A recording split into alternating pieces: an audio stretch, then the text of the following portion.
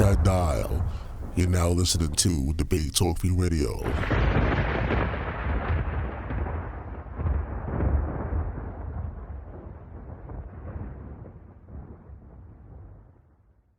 Brother B.A. Ben Abraham, and I'm your host of the Man Up segment on Debate Talk For You platform.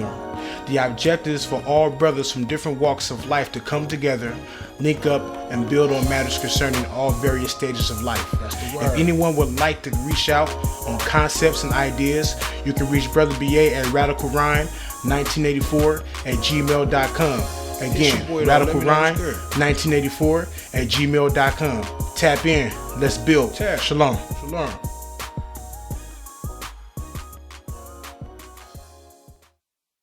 You're now listening to Season 8 of Debate Talk Free Radio. I'm your host, Sal Showtime. We are back with another classic show for you guys. Well, once again, it's Debate Talk for You time. Shabbat Shalom to everybody out there. We appreciate the family that's tuning in by calling that number, dial that number, 319-527-6239. Of course, already on social media that's checking out the show. Today's show is entitled Hebrew Representatives at the HOK Part 2. Hebrew Representatives at the House of Consciousness Part 2. For those of you, if you missed Part 1, if you happen to miss Part 1, make sure you go check it out. Go to the YouTube channel. That's Debate Talk for You. That's Debate Talk to number 4 and letter U. Check out the show. We had a couple surprise callers that called in. We had Danyaahla that called in. We had Tazariak, Israel Doctrine called in. My brother Mikha'el. We had Juan Divine Prospect call in. You know, and for those that are not familiar with the House of Consciousness, that's Sonetta TV. Shout out to Sonetta. Black News 102 on YouTube. The conscious community, and we was just speaking to some of the Hebrew Israelites that represented on that platform pretty much. And tonight we actually expect a few more people to call in that didn't call in the first show. Hopefully they get to call in on this show tonight, right here on Debate Talk Free Radio. They have been briefed and notified about this particular program for tonight, so hopefully we hear from those special callers that I invited to call in. But without further ado, let's introduce my co-host that's with me right now, right on Debate Talk Free Radio. Let's go to my brother, Anonymous Hebrew. Welcome to the show. Shalom, shalom, Sal. Shalom, everybody. All praises to the Most High, God of Abraham, Isaac, and Jacob. Just excited to get it in one more time and speak to these brothers and get their thoughts on some things. So let's get it in. All right, once again, that's Anonymous Hebrew. We appreciate the brother for coming on the platform. My next co-host is my brother Moreh Yeftahk. What's going on? How you feeling, man? Welcome to the show. Hey, Brother Sal, Shabbat Shalom. Peace and blessings to the listening audience. All praise to the Most High God, King of heaven and earth, who blessed us even to live in his earth and allowed us to call upon his name.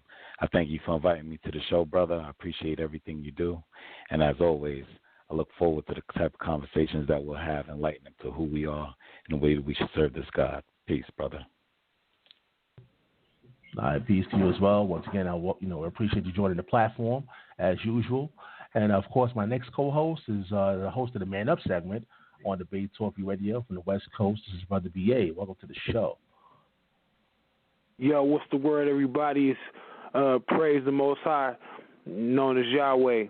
And man, much love to all the panels, Brother Sal. I would like to say something real quick. As Israelites or as Hebrews or whatever we like to call ourselves, we have a lot of enemies amongst us. So when we do shows like this, it's very important that as brothers and as sisters, and yes, I said brothers and sisters, that we come together and recognize those people who are influential in this movement.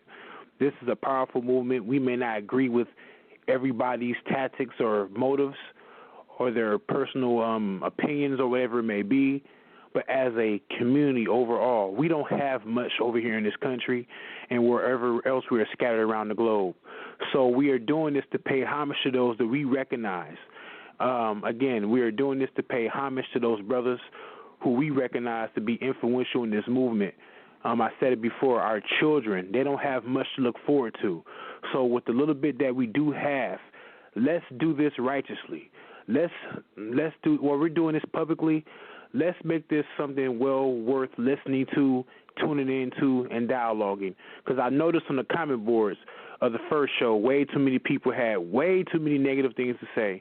And there's always those individuals that leave the same negative comments. And they don't ever want to call in and say nothing live, but they want to wait hours or weeks after the show to come on with their little negative comments. And that's the issue with this nation. Nobody wants to build it up. Everybody always got something to say, but we make efforts to strive and come together as one. Everybody got something negative to say. So tonight, this evening, while we're building as one nation, despite our differences, let's be cordial to each other. Let's be brotherly and sisterly and loving to each other, despite the fact what we do believe personally. Number 4 back. All right, once again, as Brother BA making a statement right here on the Debate Talk. If you're ready, we appreciate my brother for coming on the platform. Moreh Yeftahk, when you get a chance, make sure you call back in. I see a call drop. My brother. Make sure you call back in. All right, so we're going to get this thing started. All right, so part 1 went down a few days ago, brothers. I guess let us know what did you guys think about part 1. Let's go to Anonymous Hebrew first. Go ahead. Man, I thought it was great. You know what I'm saying? I know some people, like Brother B.A. said, some people felt, some type of way about certain things, and we addressing those behind the scenes. But for everything else, I thought it went great. I think the biggest point that he brought out was, despite our differences, it's important to recognize these brothers that's out here putting themselves out there. I know you may not. I don't even agree with everything that everybody says and everybody does and the tactics that they use. But the one thing I think we can all agree on is that we are a minority group in this country, not just because we're melanated, but because of what we believe as well. So it's important, like he said, if we got a chance to not only encourage our brothers who are out there doing the best they can to enlighten us and wake up some of our brothers and sisters that are lost, but also, putting their face out there, putting everything on the line, going into some hostile territory at different times. It's just important for us to build. Like, that's the only way we're going to build this nation right now, is to really show love to each other and encourage each other and keep building each other up. And that's what we told to do. Danyaahla said that. Brother Divine said that. Pretty much every man to a T that called in the other night said that, we need to work together. And when we have differences, our Torah as well as the New Testament tells us how to do that. And I think, if we go ahead and follow these rules, these laws, statutes, and commandments, we will actually build this nation a lot faster. So for me, I thought it was good. I thought it was cool. But evidently, some people don't think so. So we'll see how tonight goes. That's all I got. Yeah, we're going to talk about that too. That's what Debate Talk is all about, talking about, what the community is saying, negative and positive, pros and cons. So we're going to talk about all of those things. But our brother B.A., what did you think about the first show? Let's talk about it. I liked the first show. I really did. I got a chance to talk. Not myself. We all got a chance to talk to some brothers who we recognize as influential, who are anchors in this community. Brothers such as Ron Divine Prospect, Brother Captain Zariak, and Brother Zion Lex. Those are individuals who have been influential, not just in my personal walk, but I'm pretty sure other brothers on here as well, and people who are listening at home or who are on Facebook and the various platforms on social media. And like I said, we're not advocating that we agree with everything these brothers teach, but there are some things that they have brought out that stand out, and then which has been very influential for all Hebrews. Rather we be Hebrews of just Torah only, or Hebrews who subscribe to Christ. But we have all gleaned from these brothers, and we appreciate the brothers' work. We appreciate what the brothers have done. It's not easy to sit out here and to go publicly and put out information. That is something that is not. Only a few can do that and do it very well. So we have to. So I would ask for people to be more respectful and be more courteous and be more considerate of those who put their necks on line for their people, for our people. For me, it was something personally that I really enjoyed and cherished, and I just pray for more shows like this to where brothers can come on here and sisters can come here and build and conversate. And even though we do have our differences, but it's always good for people to come together and dialogue and come to find out that we're all still human beings. That's what it's all about. And as Israel as a whole, we have way too many enemies for us to be doing things publicly to show that we have not grown. I have noticed over the last couple of years that this community has made some strides, has made some powerful moves, and it seems like every single time we take 10 steps forward, we go back another 5 or 6 or 7. So I'm going to ask all brothers and sisters of Israel, or who call themselves by the name of Israel, from here on out to be mindful of one another, to have love for one another, and to look out for one another. I said to a brother a while back, when it comes to dealing with our enemies, we should no longer be dealing with our enemies 5-on-1. If anything, when we're dealing with our enemies on the internet, make sure you bring a brother and a sister or 2 or 3 witnesses with you when you're battling or debating our enemies on the internet. It's very vital that Israel make it a point to link up and love each other and ride for each other. We don't have nobody else but ourselves. The Most High has brought his knowledge back to our memory, but when it comes to dealing with flesh and human beings, we all we have. So we have to most definitely understand that and be mindful of that. This is not the time for Israel to keep fighting over our differences. As you see, we keep getting disrespected. The only way that we're going to be a force in this community or on earth is we show some type of brotherly and sisterly love. And I'm going to fall back, Sal. All right, family. Once again, it's Debate Talk. If you're ready, I see somebody press number 1. We're going to get to you, get to the callers real soon. And for those special guests that I reached out to, if you're out there, gentlemen, just press number 1. When you call in, press number 1, and we'll bring you in the conversation. Other than that, we open up the phone lines for the community. Anybody can call in. Again, that number is 319-527-6239. Before we go to the callers, though, let's go to Moreh Yeftahk. I know you wasn't a part of part 1. Hopefully, when you get a chance, you can check out part 1. But, let us know pretty much when did you get access or when did you hear about the House of Consciousness? Go ahead. Hey, peace and blessings again, Brother Sal. I actually did get a chance to check out a good portion of the show. I didn't get through everything, so I'm not going to sit up here and act like I heard every last tidbit of what was going on. I think I did get the juicy part. I think I got, what people were saying and different things, and, there's differences. So I'm going to say this first. 1, men have been arguing about who God is from the beginning of time. What we're doing here is nothing new. And so I think it's important for us to put out there, it's okay to disagree, okay to know somebody's right and somebody's wrong. You can't be on 2 different ends of the spectrum and be like, yo, we both right. It just don't work out like that. However, the problem with us as a community starts when we want to physically fight to resolve our issues. When I become your enemy because I disagree with you. That's this discussion about who God is will not be resolved until the Most High returns and makes his name known unto the nations. That's just how this goes. So as we go,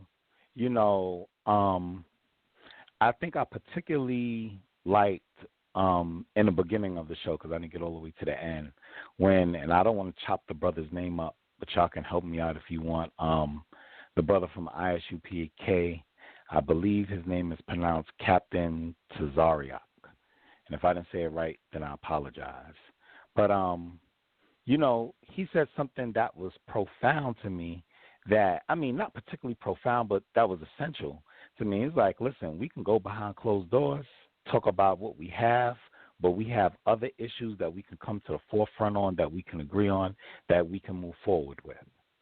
So a lot of times, instead of us talking about what we disagree about, we could spend more time on doing more things that bring us together, which will allow us to have a more amicable relationship on the things we disagree with when we get to that point. Because it's like, hey, listen, yo, when me and this brother stopped and we did this for child molestation, we was on the same page. I liked what he was talking about. He liked what I was talking about, and it was all good.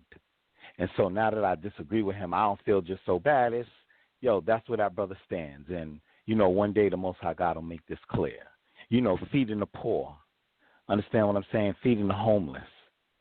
It's those type of things, helping out the poor that, we don't do. So you asked the question, and it's the subject of the show, and I won't go off on a tangent. How do I feel about the House of Consciousness? And I believe, and I'm paraphrasing this, it's my position or our position, its position, the House of Consciousness on Hebrew, Israelites on Israelites together, all together. And I'm going to say this. Any platform that educates our people to what we're doing toward a positive, I'm all for it. And let me make myself more clear. The House of Consciousness, I see that, and just so you brothers know, I met Sonetta good grief, it was probably about 20 years ago now. And I live in New York City, so he was uptown on 125th Street doing what he do, and I was walking by, and he was like, yo, what's up? And, we started kicking it, and we was talking about some other stuff, but it was what it was. And, I understood what he did, and I seen different things, building from him. And so then as I started looking at the House of Consciousness, I think I seen, like, he was doing some stuff with Polite when I, finally started paying attention on the internet to what he was doing. And then he had, I think, some ISUPK stuff up there and Polite going at them and stuff like that. And I was, I was paying attention to it. I was like, okay, this is what people are up to. I see where they're at. And so when I look at the platform, I look at it as people being educated to different walks of life and what different people do. Because all of us don't come from the same part of the world, even though now we're from this part of the world. The transatlantic slave trade has brought us to different parts, has dropped us off in different parts of the world. So there's some people who's in South America who may never have heard of what a person from Kemet is or a place called Kemet. So people need to know what that is. They know what they're involved in and what traditions that's involved with it and why people feel the way they feel. The same thing with Brother Polite and the Nuwabians and how that came about. It allows intellectual discourse and allows us to understand why people do what they do and why people believe what they believe. So the very idea of a platform that did that, don't forget, as a people, there's a long time where we were sitting in ignorance and people could care less what their name was or where they came from or what their history is. So we've seen in movies and different places that, they have sayings like, and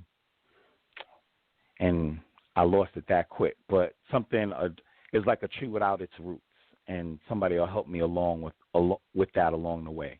But it's one of those things that as our people sat in darkness, it was platforms like that allowed people to wake up and have pride in who they were and allowed them to actually make a choice on what they wanted to do and question why they did what they did. I know for me, in coming up, it was like Christianity, and it was like, this is what black people do. And then once I found out that that's not what all black people do, it was like, oh, man, I need to go search a little bit more. So the House of Consciousness, I would say, I don't necessarily have anything against the platform. I've heard the different things said, and everybody's experience is going to be different, so I'll let people speak for themselves. But as for me, the platform in itself is a good platform as long as it allows people to choose what they want to follow. And I believe platforms like that have opened up other platforms and say, okay, well, if this is the narrative that's going on over here, I want to tell my own narrative, so this is what I'm going to do. And that's all good. It's healthy for the nation. It's healthy when we debate in a style that allows us not to hate one another. That's healthy. Disagreement isn't always bad because it allows us to think outside of the box and not follow just one man's frame of thought. But when it starts getting into the other stuff, I think I've spoke with Brother Sal, Showtime, about this on numerous occasions. You know, I understand who I am, and I understand the space that I occupy. And sometimes that's not just the best thing for people, because there's sometimes where you're talking strong and you're, you know, establishing your point, and then there's sometimes where you're being disrespectful. And us as a people, we need to understand where to draw that line and establish it so that healthy discourse can be established. But as far as the House of Consciousness, I think it's a pretty decent platform. I like it. And with that, I'll relinquish the mic, my brother. All right, family. Once again, it's Debate Talk for you. Today's topic, Hebrew representatives at the House of Consciousness, Part 2. The number is 319-527-6239. I've been notified we have Priest Danyaahla on the line. Let's go to the phone lines. Priest Danyaahla, welcome to the show. Hey, shalom, Lord. I appreciate the invite from you as always. Allow me to come on your platform. I appreciate you, Sal, and everything that you do. I'm here. Shalom to the panelists.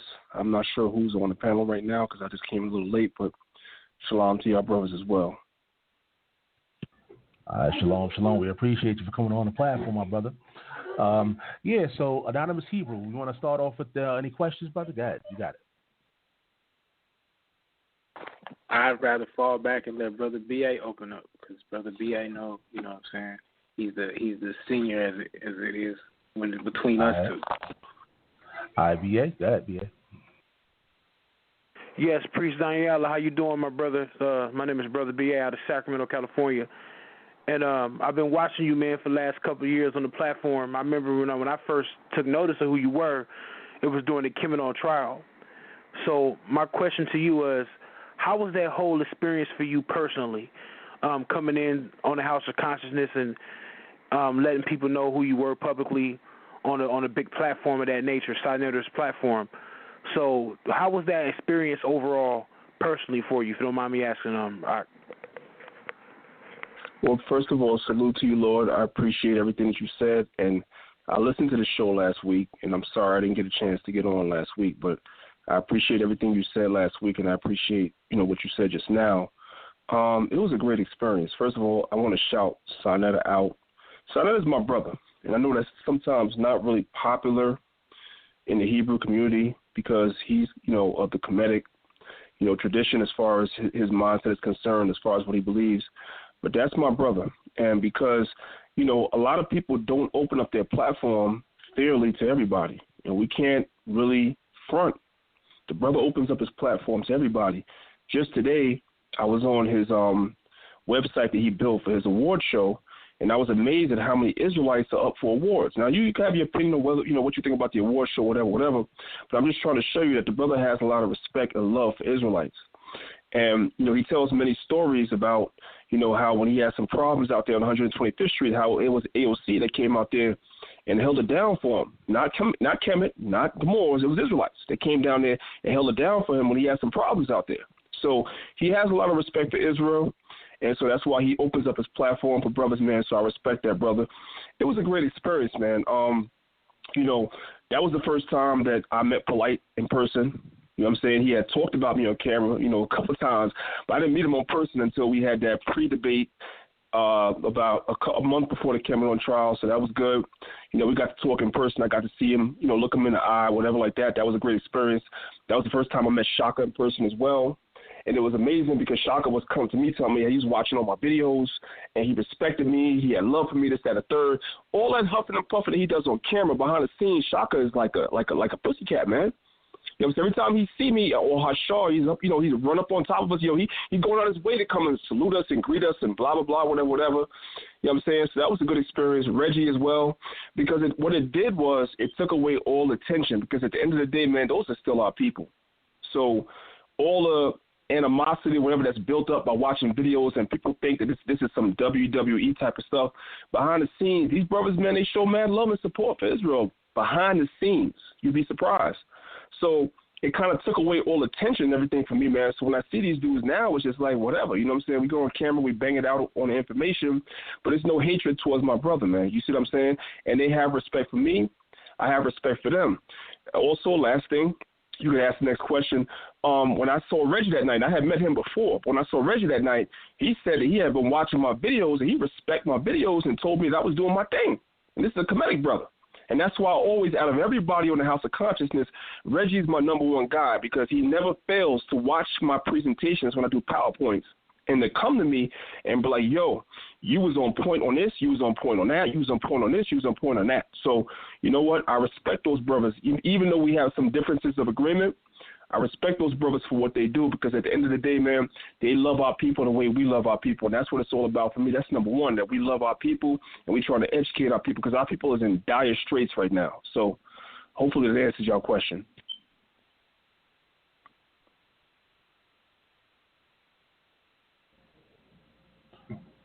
Yes, my brother. Thank you, brother. I appreciate the answers. Appreciate it. It's a blessing to sit here and talk with you. You know what I mean? Like I said, I've been watching you for the last couple of years, and I most definitely appreciate brothers like you who have been an anchor in this community, who have a passion and love for our people. And like I said about Sinetter, even though we don't agree with Sinetter, a lot of things that he does, but we most definitely can appreciate him allowing the Hebrews to come onto his platform and allow you guys to expound on information. And I had seen a presentation that you did on King James, which was pretty good, man. So I want to know, is that still up? I seen it once when you did it, and I think you were supposed to originally. Okay, it is so still up. I did that on. If I could tell you, I have a better one than that. I have a way better one than that I've been holding. I haven't put out yet, but that one is still up. It's on my channel, Priest Danyaahla Uncut. Priest Danyaahla Uncut. It's also on the original channel that I presented that on, which is the brother. I want to shout him out because he's a good brother, man. That's my brother Basim on Global Media. You know, He allowed me to come and present that on his platform. So peace out to that brother. Yeah, it's still up there, and I kind of just scratched the surface because I didn't want to give a lot away in that presentation. But I have a better one that I'm sitting on, and it's funny. If I could just say this real quick, and I'll pass it back to you, Lord. Every time I try to get away from that topic, because I think that there's a lot out on it already. I think a lot of people who doubted it before are starting to see the information that's kind of changed their mind already. But every time I try to get away from it, I get an inbox from somebody that's like, you still have to put that 4-hour joint out. So I've completed it, and I'll possibly be putting it out real soon, Lord willing. So yeah, because that's something that I'm going to say this to you, and I'll pass it back to you. That's a weapon a lot of our people use. You know, we understand that, and I said this in the presentation that I'm going to give, a lot of our people didn't wake up reading Hebrew, wake up to being Hebrews, Israelites, reading Hebrew. We woke up through the English Bible. So those that hate the Bible are going to try to use the English Bible to destroy it. So how do they try to destroy it? One of the main weapons they try to use to destroy the English Bible is to try to tell us that the Bible was given to us by a white homosexual named King James. That's two accusations. First, he was white. Second, he was a homosexual. So the majority of our people that don't study, that kind of resonates with them. And I'm going to tell you something. It resonated with me before I was an Israelite. Because before I was an Israelite, I've told the story many times. I was a 5%er first. And that's what we taught, that King James was a white homosexual. You see what I'm saying? But the Most High delivered me from that through information that my elders gave me. And they was ahead of their time with this information. So likewise, now it's my job to pass the information down to other people. What we've been taught about that history right there, as far as the Bible being given to us, is lies. And I think it's very, very important for us to study how we got this English Bible, because it's how all of us woke up. Even though we know the English Bible falls short compared to the Hebrew. All of us know that. But nonetheless, it's the tool that woke the majority of us up. So in some respects, we still have a duty to defend it, because it's what's going to wake a lot of our other people up as well in the future. So we have a duty to defend it. That's why I do what I do. Some people say that's all you teach. No, it's not all I teach. But a lot of people come to me for that, and so I give them that. You see what I'm saying? But there's a whole bunch of other stuff I want to get into. I want to get into evolution, all types of stuff, Lord. But that's pretty much it on that. No, I agree with you, my brother. And one thing about me, when I came into this knowledge, even before I realized I was an Israelite, the King James was something that was a standard in the household that I was raised up in with my grandmother. So the first Bible I ever touched, the first Bible I ever read was the King James, and my grandmother was very adamant. She was like, no, this is the one you need to read. The other ones, don't mess with it. You know what I'm saying? Because she loved the style of the Old English and just the style of it. But over the years, I have done extensive study on the King James, and I have no issue with it. But the issue I have with a lot of people that teach from it, and I'm not talking about you, I'm just talking about you. I'm talking about from an overall perspective. I've done a lot of history of the King James, a lot of extensive research. Has a lot of grammatical errors. And so when I read the King James or when I study it or when I teach from it from time to time, I advocate that people use the tools like a Strong's Concordance, a Thayer's Greek Lexicon, and the Brown Drivers and Briggs lexicons and various other tools to help us get a better understanding so we can get in tune with the writers instead of the translators. So that's my thing. So would you being a brother that teaches from the King James. Can I ask you a question, Lord? Yeah, Can I ask you a question? No, and we yes, just sir. build it, Lord. Do you know how many times that Bible has been revised? Just asking. Do you know? Oh yeah, no, I'm not familiar with how many times, but I am familiar that it's been I'm revised going to tell you. No, times. just because I want to build with you. I just want to build with you, Lord. It's been revised 8 times, and one of the times that it's been revised is by Westcott and Hort. So I'm with you 1,000, 1,000,000%. Everything you just said is powerful. You see what I'm saying?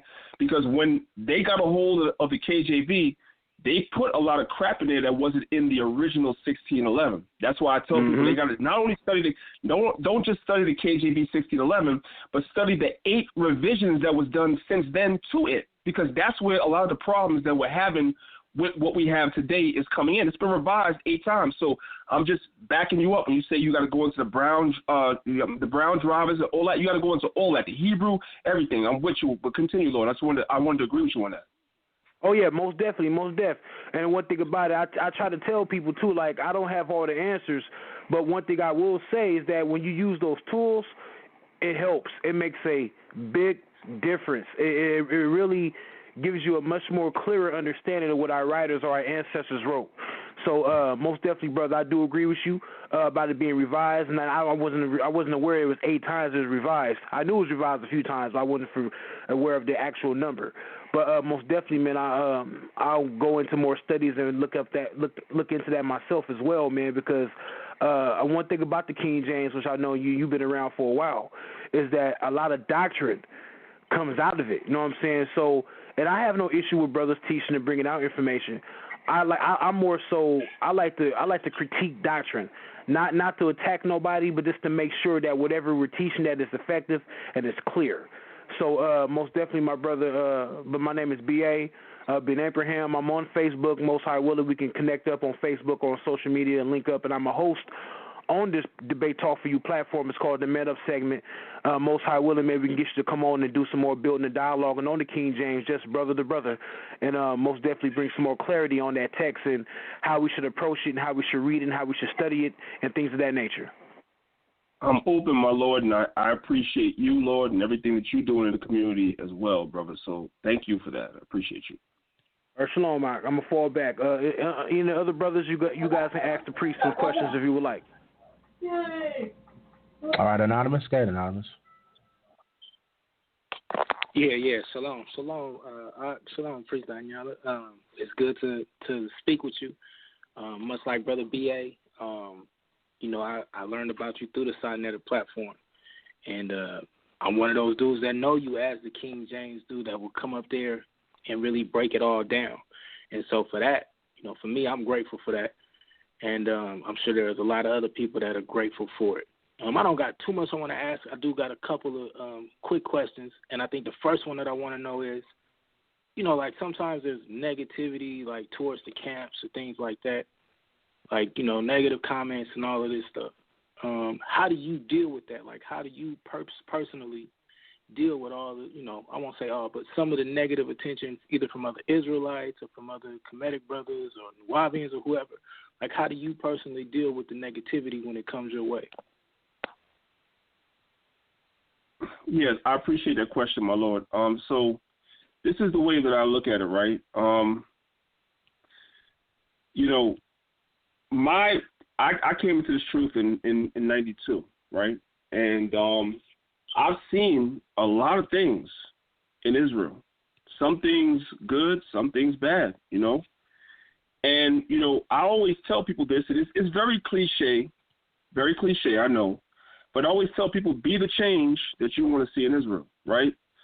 I can't really change what happened in the past with, all the different camps and things that may have offended people and stuff like that. But what I try to do is I just try to be a beacon of, something different that people could see, to be like, you know what, I may have a problem with the camps, but that brother right there, that's a decent brother right there. That's the best way that I could, I could answer that question. It's just, I just try to be different. 1 second.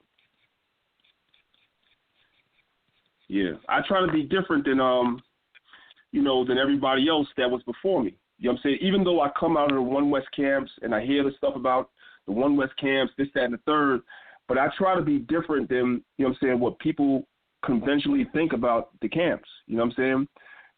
Right. People have to understand something, and I'm going to say this, right? This is very important for me to say. If I don't get anything else across tonight, this is very important for people to understand, right? All people know about a lot of the camps is what they see on YouTube as far as us standing on the corners, right? And you really don't even see all of that. You might see a 15, 20, 30-minute video on the corner, but what about the fact that we're out there for like 5 hours? How many people are we helping? How many people are we educating and waking up to the fact that they're Israel? Nobody talks about that. What they talk about is the fact that there might have been one scoffer that came up that was being negative, that was being evil, whatever they was doing, and it got into a conversation. And because our people are so tuned into sensationalism these days with all the social media and all the daggone reality shows and everything, our people like a spectacle. They like drama. So because they'll click on a video with the drama, but there might be 5 other videos up there with us just edifying our people that get no views. Nobody cares about that stuff. You know what I'm saying? So that's the first thing I would tell people, like, watch all the videos to get a better understanding of what it is that goes on with the camps. Second of all, what about all the work that goes on behind the scenes? People don't think about that. When you have a camp, it's not just the brother that you see, but it's the brother, his wife, his children, so forth and so on. How much marriage counseling do I myself do every week? I mean, it's to the point of ad nauseum how much marriage counseling I do. How much counseling I do to people that come into my camp that have been abused sexually, molested, raped, dudes coming in from gangs, all this other stuff. People don't think about that. When they think about camps, all they think about is what they see on YouTube on the corner. It's a lot more than that. A camp is a unified body of brothers and sisters that's coming together and pulling all in the same direction. And people are coming from all different types of walks of lives, of different walks of life. And whoever's over that camp is dealing with all those spirits and everything that they're bringing in with them and battling all that stuff. And nobody sees that work. And that's the real work, because our people are sick, man. Our people are destroyed. Our families are destroyed. Our marriages are destroyed. Brothers don't know how to interact with sisters. Sisters don't know how to interact with brothers. Brothers and sisters don't know how to raise their children because they coming in from the world and they know they're Israel, but they got all that baggage with them. You see what I'm saying? Nobody considers those things because as far as they're concerned, they just want to talk bad about the camps. But the camps brought me into the truth. It was me that stood there and saw brothers on the corner teaching, and that's how I found out I'm Israelite, and hundreds of thousands of other people. Whether or not you stay with the camps, whether or not you decide to go off and study on your own, the camps are bringing in hundreds of thousands of people. This word is getting out because of the camps. We got to keep it a stack. You see what I'm saying? So we have to think about things in balance, and I think the majority of times brothers and sisters that are against camps don't think about things in balance. Like the brother B.A. said earlier, there are doctrinal differences. When I was younger in the truth, I've been in the truth for 26 years. When I was younger in the truth, I was very, very, very much into arguing and fighting and bickering with my brother about doctrine. Now I can sit on a platform with brothers and sisters that I may not agree with and talk about commonalities. That's what the Maccabees Alliance is about. That's why I was able to sit down at Kemet on Trial and sit with Nasi Yashuvel and sit with Zion Lex and sit with Kashub Danite and others who I have differences with, but we have one common thing. We love the Most High. We love his law, statutes, and commandments, and we will defend this truth, you know what I'm saying, unto death. I wasn't like that when I was a young man in this truth. So I'm trying to show people that even though I may stand on certain premises and certain doctrines, I'm trying to show people that, you know what, I'll still stand with my brothers, man, when it comes to defending this word. So basically, to answer your question, I know I went around a long circle. I'm trying to be the difference. And, you know what I'm saying, through the spirit of Most High in Christ, a lot of people that have met me, even if they have doctrinal differences with me, that's one thing they always say, you know what, brother, you're a humble brother. You know what I'm saying? I feel like I could come and talk to you. I feel like I could build with you or whatever. And that's what I try to do, man. That's it. You know, hopefully I answered your question. Now you answered it perfectly. It was, you know, I was just sitting back, you know, for me, like I just be sitting back taking it all in, taking notes. Whenever I hear from the brothers that's been in, especially talking about you've been in 20 plus years pretty much, like, you know, that's amazing. So my next question, I guess, I mean, you pretty much answered it, but I just want to get a little bit more clarification. And the reason I'm asking this to pretty much everybody that comes on is because it's important for people to hear our brothers that are out on the front lines actually expound on this, right? What is the best way for, and I don't even want to say Torah-centered, because we all are Torah-centered, but for a Torah or Tanakh-only brother and for a quote-unquote Messianic brother, what's the best way for us to build and start to build amicably, in your opinion? I'm so glad you asked that, Anonymous. I appreciate that question more than I can verbalize to you right now. What I had to do was, when I started dealing with Torah-centered Israelites, and you know what, like you said, I hate those labels because I'm Torah-centered. I might believe in the New Testament, but the New Testament is centered on Torah, as far as I'm concerned, my understanding of it. Right. So, like Brother Zion said last week, and I'm going to say the same thing, let's move the labels away for a second. How do we build with each other? Brothers that may not accept the new covenant or the renewed covenant, however you want to refer to it, as opposed to brothers that might just still be in, you know what I'm saying, just dealing with basically the Tanakh and the Torah. Okay. This is the first thing that I had to do, right? When I started sitting down with Nasi, Kashub, Shema Yisrael, and these other camps that call themselves Old Testament Israelites, for lack of a better word, first thing I had to do, I had to listen. I had to shut my mouth and listen. I already had my preconceived notions about what it is they believed and what it is they taught. And as far as my preconceived notions were concerned, I look at them no different. I look at the white man and call himself a Jew. But when I sat down with my brothers and I allowed them to speak for themselves, I found out that couldn't be further from the truth. That's what I found out by actually dealing with my brothers and putting aside what I thought to be true. So I say the same thing on the reverse side. Brothers that are dealing with brothers that might believe in the New Testament, they got to put aside their preconceived notions or what they think, or even brothers that might both believe in the New Testament but still have different understandings about the New Testament. Put aside your preconceived notions about camps or brothers that are not in camps that might be studying on their own. Put it aside, talk to your brother or your sister, and listen to what they're saying. Because what you will find out, and I've experienced this already, that your preconceived notion of what you think they believe, what you think they teach, is not what they teach. That's why you'll have Torah-centered Israelites, as they call themselves, even though we're all Torah-centered, that will say, oh, you guys that believe in Christ, you're Christians, until they start talking to us and see that we are more Torah observant than half these dudes that don't believe in the New Testament. Right. And even more so. And even more so. But they didn't think that before because you believe in the New Testament, they automatically grouped you in with a Christian because they didn't know you. But the brothers that actually take time to get to know you will say, nah, this man observes Torah straight up and down. Right. What's happening in the Israelite community is a lot of brothers have their walls up and their preconceived notions, and they're not willing to hear another man out. And I'm going to end with this and pass it back to you, Lord. If what you believe is the truth, whatever it is, and you are strong in your faith, you shouldn't have no problem hearing a man out. Brothers that don't want to hear another man out is because you ain't sure on what you stand on, so you're afraid that if you talk to this brother, man, you might get moved by that. But if you're strong in what you believe in, you can hear another man out, and then you have a better argument against what it is he teaches because now you fully understand where he's coming from. That has not happened with a lot of us. I'm going to say us in the Israelite community, although it has started in some respects by myself, General Hashar, Divine Prospect, Tazariak, Zion Lex, Kashub Danite, Nasi Yashuvel, and the brothers that have put down the walls and begin to build. It started with us, and it must continue. And even so, if y'all brothers on social media, y'all see it. You have brothers on both sides coming at all of us. Like, yo, what are you doing dealing with that brother? Because they have not elevated or graduated yet to that point where if they're strong in what they believe in, they don't necessarily mean you can't talk to me. You see what I'm saying? But I'm gonna let you say it, Lord. Nah. I mean, I'm just look. It's alarm again. I gotta work on that.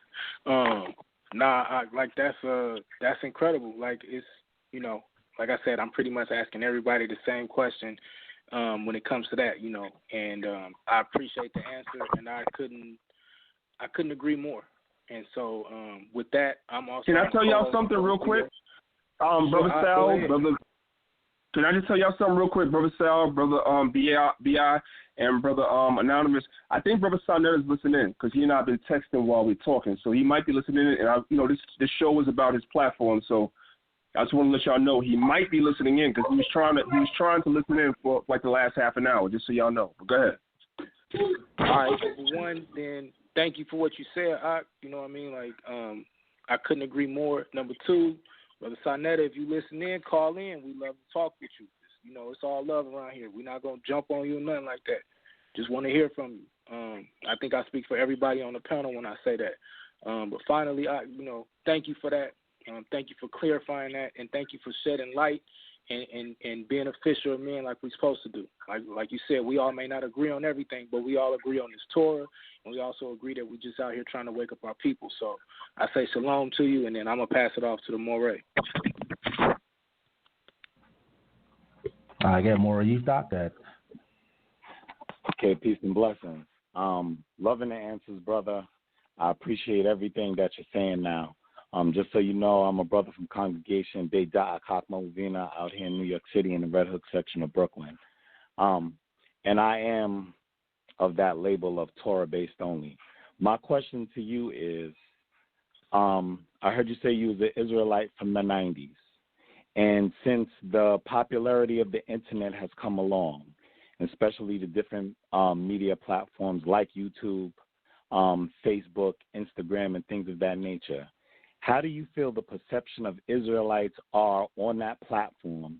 And do you feel that there is any one particular thing that has contributed to that perception of Israel? Okay, I appreciate the question, brother. And I'm going to give you, if I may, a couple of quick examples. So if the brother Sanet is listening in, he can hit number one, and I'm pretty sure Sal will bring him in. I was at ISUPK's Passover about maybe 2 years ago, maybe three, but I think it was 2 years ago. And I was actually, Brother Sarnetta and Brother Reggie, they came to support the ISUPK. And I also went to support the ISUPK as well because I'm just a brotherhood brother. You know what I'm saying? And while I was actually building with Sarnetta, somebody from ISUPK, not from New York where they're based, but somebody from one of the other camps came up to Sarnetta and basically said, yo, I would have never knew about ISUPK if I didn't see them on your platform first. That's where I learned about it. And he was at the Passover as an Israelite, even though he learned about the Israelites on Sarnetta, who Sarnetta is primarily dealing with Kemet. But the Most High led him to Israel through that platform. And a lot of times I try to explain that to brothers, and they don't get it. They don't get it that you'll be surprised how many people hit me on my inbox every time I'm on Sarnetta's platform. Like, I watch you. Thank you. I know I'm Israel, whatever. You have a camp in Ohio, in Cleveland, Ohio, called I Am Israel. They're led by Captain Asher Allah. Asher Allah was at the debate with Tazariak and Polite, and he came there as a Kemetic supporter. And he left that debate as an Israelite, and now he's a camp leader through that platform. You see what I'm saying? So it's not falling upon deaf ears. You'd be surprised I mean, at the end of the day, our brother Sanet is Kemetic, so he kind of pushes more or less when you might have Israelites that fall away from the Israelite thing and get into Kemet. But the fact is, you have a lot of Cometians that join Israel. Divine Prospect told me he got hundreds of people that used to be Cometian that follow him now. This is what Divine told me out of his mouth. I'll let him speak for himself. So I think the platform has definitely helped in a lot of ways. You know what I'm saying? Sometimes brothers don't go on the platform and represent themselves in the right light. I'm guilty of that myself. I'm a real dude. If you get to know me, I'm a real dude. I've gone on the platform and not represented myself the right way when I attacked Prince York because he made me mad. You see what I'm saying? So I can't blame that on nobody else. You see what I'm saying? I have to blame it on myself. So the platform is good. It's all about what you do with the exposure when you get it. At the end of the day, the brother has stated on multiple occasions he is Kemetic, so he's going to push the Kemetic. He's going to push the Kemetic narrative more so than Israel, but he's still fair because he allows us to come on. Nobody else does that. So we have to appreciate it for what it is. And if you have never been on a platform, talk to the brothers that have been on a platform like myself, like Tazariak, like Divine, like Zion Lex, et cetera, and we will all attest to you how many people that are in the Israelite faith today because they saw us on Sinai's platform, not Maccabee TV, not none of the other platforms, but they saw us there, and the Most High led them to Israel. So there is definitely some good coming from that platform as far as I'm concerned. And one last thing, when you even look at the award show that the brother's getting ready to do, I was going down the nominations today, right? He could have just had that. Okay, they had a so-called Black Power Awards in Atlanta last year, right? There was only one Israelite nominated on the whole show. That was Divine. The whole show. Sinai has 26 categories of on his Black Power Awards that he's doing in July, and at least like 6-7 categories is Israel. Now, it might not mean nothing to you, but the brother's trying to be fair. He tries his best to be fair with us, so we have to acknowledge some of that, man, you know what I'm saying, and realize it for what it is and use the platform for what it is. You know what I'm saying? So that's my answer to that. Hopefully, it answered the Moreh's question. If not, he can come back with it again, and I'll. No, absolutely. I thank you for your answer, and I thank you for your honesty, because we need more answers like that, and we need people to actually hear what people feel is going on. So that leads me into my next question. In your opinion, from what you have been exposed to on Danyaahla TV, and I'm just letting you know right now this is a tough question, so don't take it any such way. I want you to just give your honest opinion according to how you take it. Do you feel that there's an agenda on Danyaahla TV, and me understanding that Danyaahla is listening in, and he can chime in if he likes after your answer, do you feel that there's an agenda on Danyaahla TV to put Israelites in particular in a certain light when it comes to the debates or anything that's talked about as the different airings come on, his different clips? This is my opinion, right? I don't necessarily think the brother sets out to make Israel look bad, but I will say this, and Sanetti knows I love him to death, I don't necessarily think he sets out to make Israel look good either. You know what I'm saying? I think more or less because he has said this, he's been very, very honest. So you have to appreciate a brother for being honest. He said, I'm Kemetic. He has said that. Brothers have to understand that. He's also said, yes, I am biased. So you have to know when you go on the platform that the odds may be somewhat stacked against you. That's so, you know what I'm saying? So to a degree, yes, he's going to stack the odds against you. He's going to ask you the harder questions. He might interrupt you a little bit more when you're answering questions that he might interrupt Jabari when he's on. I've noticed that.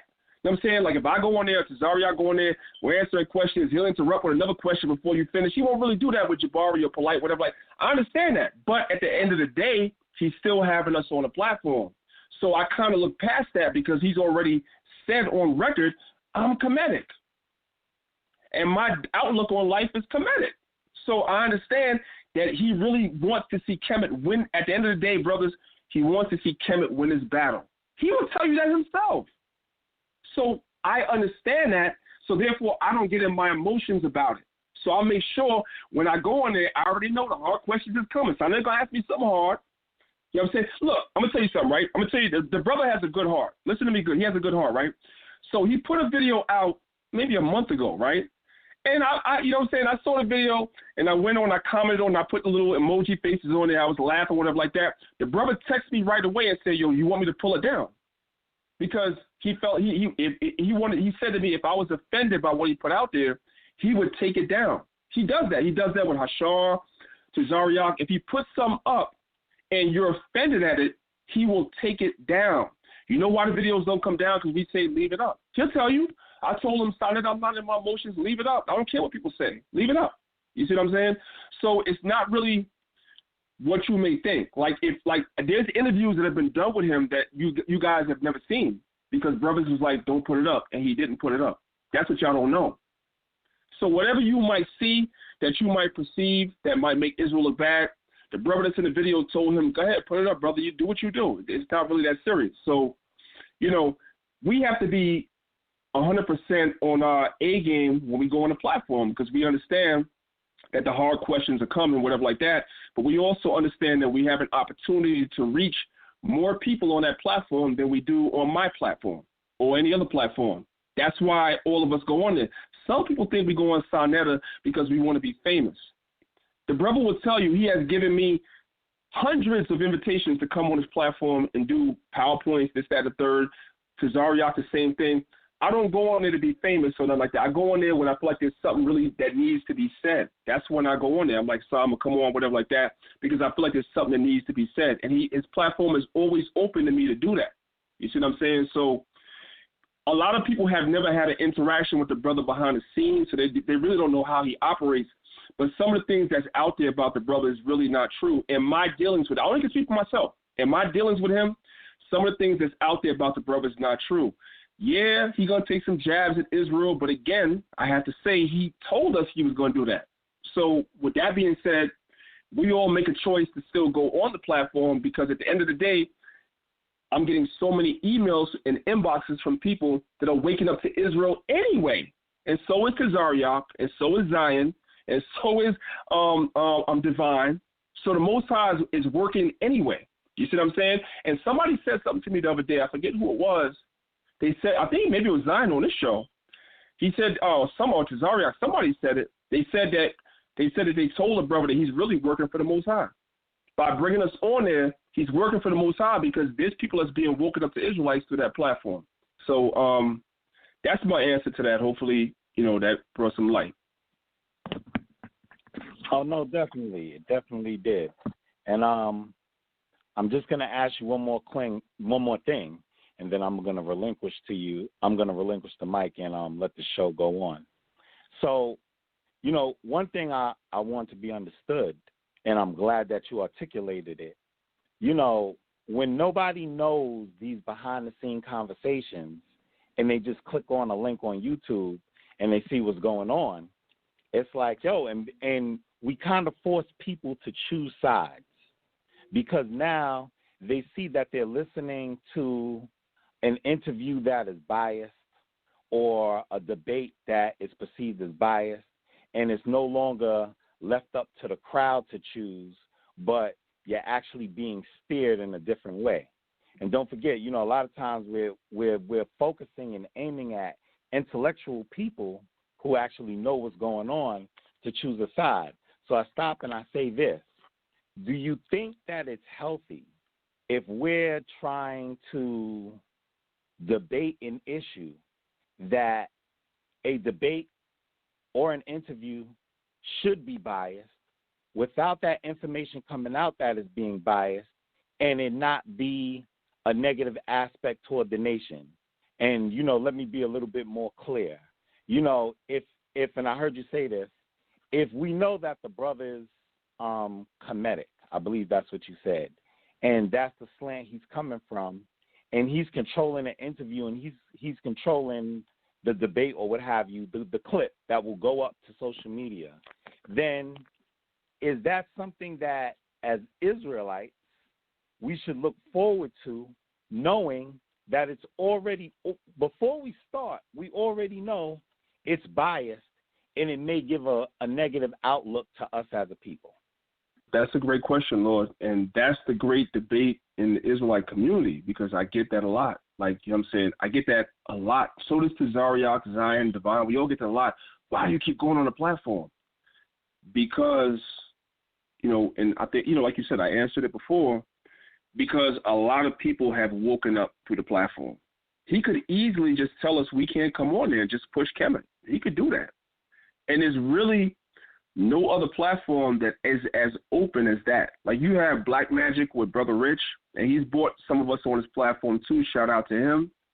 But his platform is not as open as Sarnetta's is. It's just not. You have Talk with the Titans. Shout out to him. He's brought some of us on his show before. But it's just not as open. And all them brothers are Kemetic. They all share the same Kemetic perspective, but they just don't bring us on as much to be able to reach the people as much. Like, for every Israelite interview, it might be 100 other interviews about Kemet before we ever get back on there. That's just real stuff. The brother Sarnetta has an open platform for us to come on there, and a lot of people have woken up through his platform. So, you know, Tazariak said it last week, and I have to agree with what he said last week on the show last week. We need to be anywhere. It doesn't matter if it's NBC, ABC, CNN, Fox News.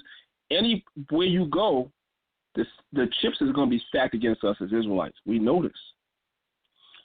But anywhere that we can go and spread this word, there will be somebody that will hear what it is that we're saying that will resonate to this word. If you believe in the New Testament, Yahweh, Yeshua, he said that my sheep hear my voice. You see what I'm saying?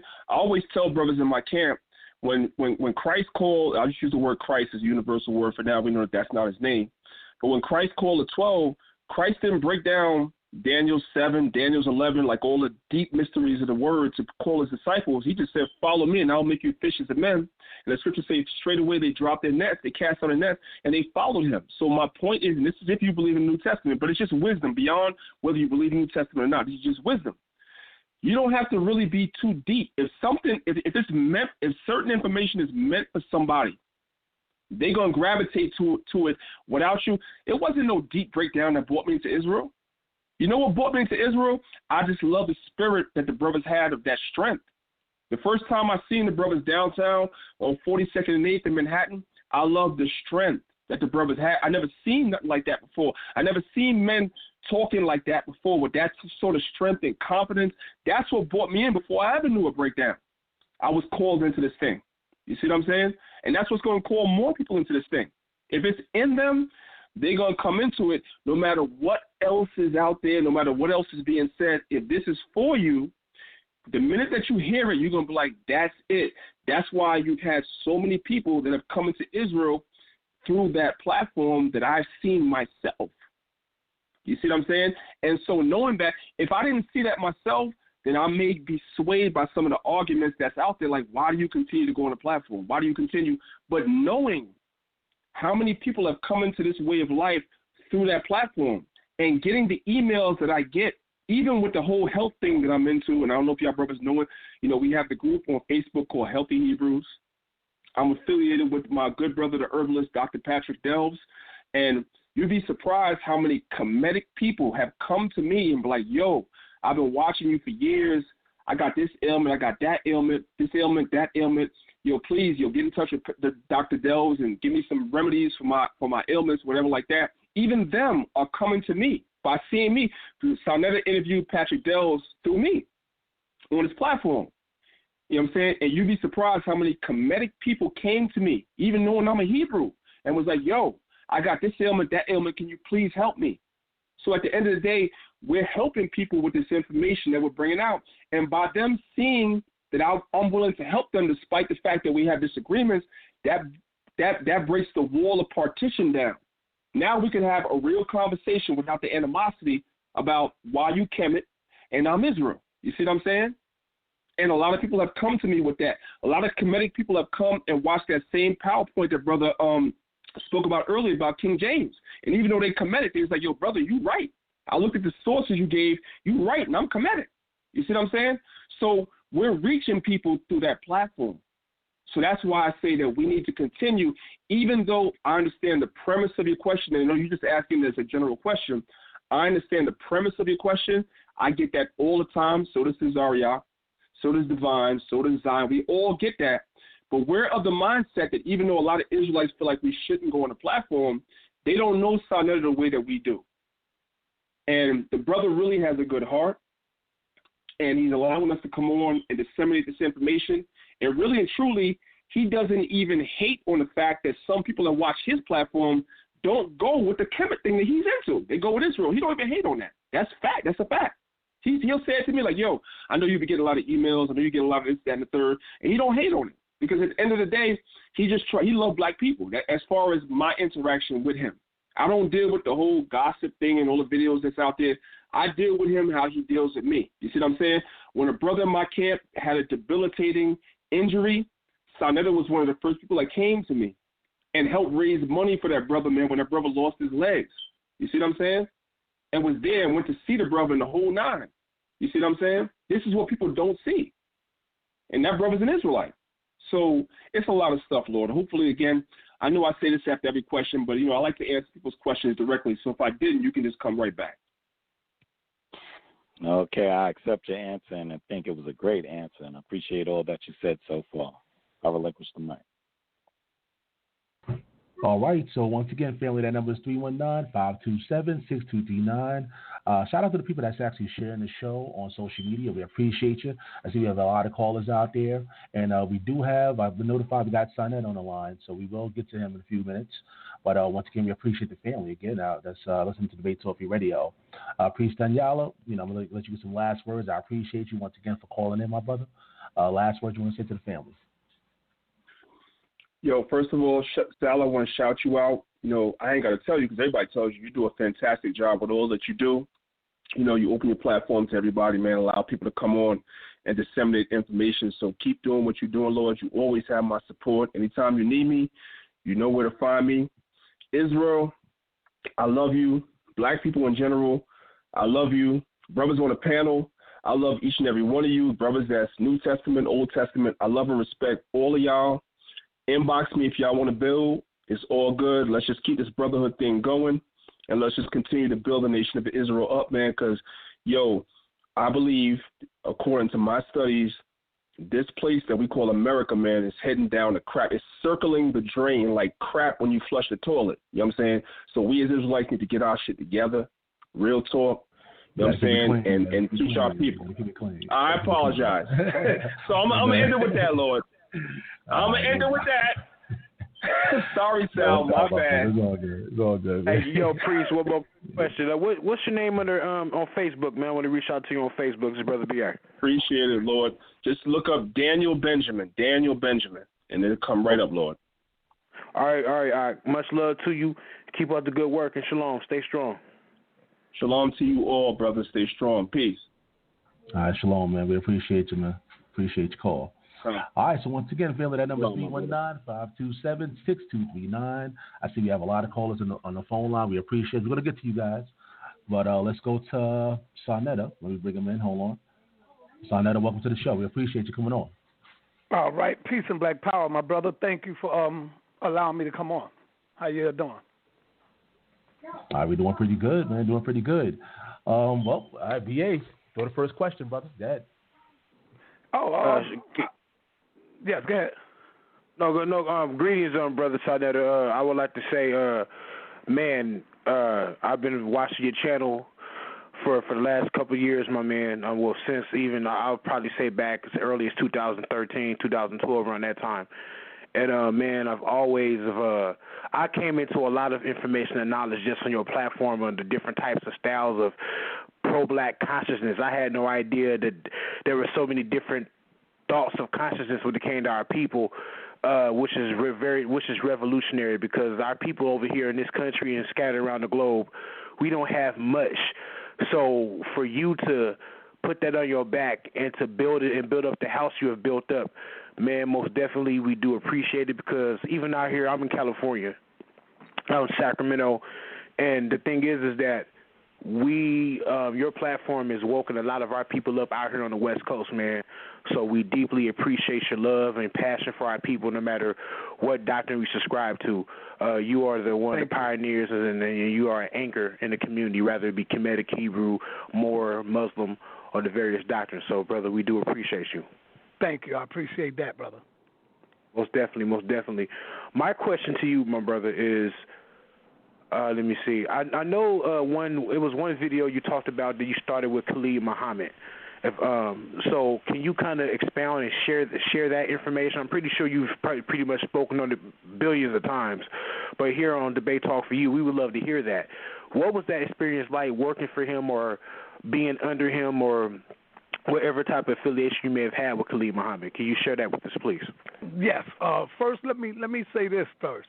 With my brother Danyaahla, I just listened to what he said. And this is why I got love for my brother. I got love for the Hebrews. It don't matter if you're a Hebrew or a Moor or whatever. See, it may look like confrontation because we having like a heated discussion on the street. But like he said, what a lot of people don't see is like when we behind the scenes, like when we go into the cookouts and stuff like that, man, we have a good time. We be working out, having competition, working out. That's the last time I seen my brother Magun. Before he got into the accident, we was having a workout session, a competition, something like that. You know what I'm saying? Like pull-ups and push-ups. A lot of people don't understand that. But like he was saying, I'm Kemetic. My name is Sa Netta at the end of the day. So when you look at the Hebrews go hard. The Hebrews bang hard on Kemet, and we don't cry. We don't sit back and say, oh, no, we don't mind. I don't care what program I go on. I will go on a Hebrew program knowing that they will be biased towards me. See, it don't matter. It's that if you strong in what you believe in and your faith, you don't care where you go, because they for real, especially if you truly believe in Yahshua or Yah or the high and mighty, the powerful, true, and living God. It don't matter what program you go on because the Most High got your back. You don't come up to be soft and to be afraid. So, of course, everybody know that I'm Kemet. Everybody know that I'm going to be pro-Kemet. Just like if you was to go on a Hebrew camp, like many times I go to Captain Fazori, I cross the line radio. Do you think he's going to be biased towards me and biased towards Jabari when we on there? Yes, we know that. But we go on there because we know that we're still going to get some people to listen to us and to adhere to what we're saying. Many times people call me from the ancient Kemetic community and say, yo, sir, I think the Hebrews got this one. I think the Hebrews won this one. And I'll be saying, oh, really? Why you think that? So Danyaahla is right when he be saying that. But a lot of people just think that we be banging on each other and we going hard and we got hate. It's not that at all, man. People don't see behind the scenes. Behind the scenes, we got genuine love for each other, brother. Okay, now the question you asked me about Khalid Muhammad, what was that again, my brother? Yeah, can you share your personal experience being associated with him? I remember one time it was a video you talked about how you was wearing a jacket, and you were talking about how it was a jacket that you used to wear where you were affiliated with his organization or his program or whatever it is he had, and you were just expounding on it, talking about your personal experience working for him. So my thing is that working with him, being next to him, get a chance to know him personally, how was that whole experience for you? Oh, man, it was the greatest experience that I have ever experienced in my life as far as, being brought up to being a man, being brought up to knowing who your enemy is, not being afraid to speak your mind. This brother, Dr. Khalid Muhammad, man, he always kept you on your toes. If you mess up, he will suspend you from the Black Panther Party, for about a week or two until you get yourself right. But, yeah, man, it was awesome working with Khalid. I haven't seen no man yet that is fearless like that brother, that steps up, that generally loves his people, that gives his all to his people. I used to walk up and down 125th Street with him, right? And damn near everybody in the stores, when he come by the stores, they would come out and give him something. Coming out giving them free stuff. Coming out giving them, garbs. Yo, here you go, Dr. Khalid. So the people in the community love Dr. Khalid Muhammad. They loved him. I remember going up into the Spanish Harlem on 145th Street and Broadway. And the Dominicans came from all over. It was like they surrounded us. People couldn't even, and that street is big. It was like the Million Man March out there on 145th Street and Broadway. We couldn't even move. They didn't even want us to move at that time, you know. So, yes, he definitely taught me a lot, man. Definitely taught me a lot. Right now, I'm looking out the window because I left my car on and stuff, you know. I'm getting ready to try to run downstairs and get my car. I left my car on, the lights. Yeah. Yeah, man. Thank you for sharing that experience with us. And my next question will be, as long as you've been in the conscious community, which consists of the various different beliefs and doctrines, what are the pros and cons that you've seen over the years? What are the things you've seen improve? What are the improvements? The improvements over the years from when you started up to this point. What are the improvements? Well, there's a lot of improvements as far as our people waking up, whether they Hebrew, whether they Kemet. The people are starting to wake up, and at the same time, the people are falling back to sleep. You know, one of the things that I see in the community is that a lot of people will use this community for the money because they see that our people are gullible. So our people will ease their way up in here and create all kind of schemes and scams and rob the people and mess up what's going on in the community. And, you know, that's what's going on right now. So we got to try to get the love back for our community, man. That's the most important thing, is to build the trust back. In order to build the trust back, we got to condemn all those frauds that came in here and robbed our people. And especially when they come on my platform. That right there, that's the most hurtful thing. When you find out that they came on your platform and they robbed your own people. So it's up to me to really try to clean that up, you know. I got to really clean that up too. And that's what I'm working on right now, trying to clean that up, man. And one more is my last question. I'm going to let the rest of the brothers after this one. It's been a while since we've seen a major debate.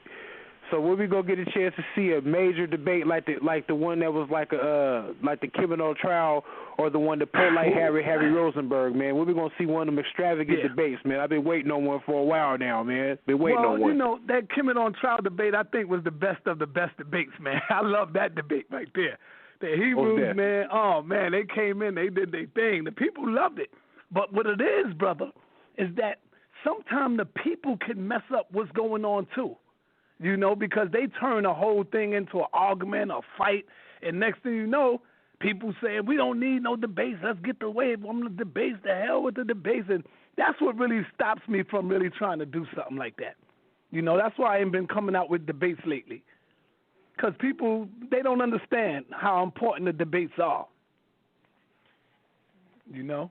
But I don't know. I think I might be coming up with something soon. I'm going to come up with something soon. You got Dan Calloway out there. Yeah, keep my eyes open, man, most definitely. Yeah, man, so you got any hookups out here in California? No, I don't. But we got Dan Calloway out there, you know, and I think that's going to be a big debate if he ever come around and stop being afraid. Because, you know, he's on the whole thing about our people are what? Indian or something like that, natives.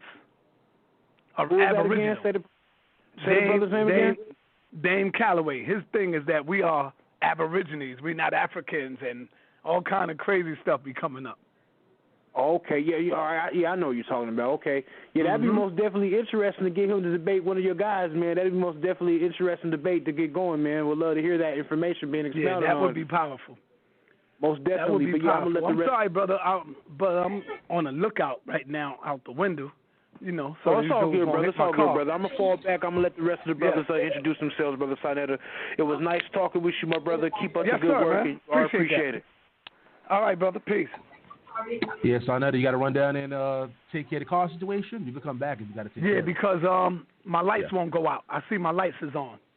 All right, so yeah, just call back if anything. We'll bring it back. All right, peace, brother. Actually, all right, cool. No problem.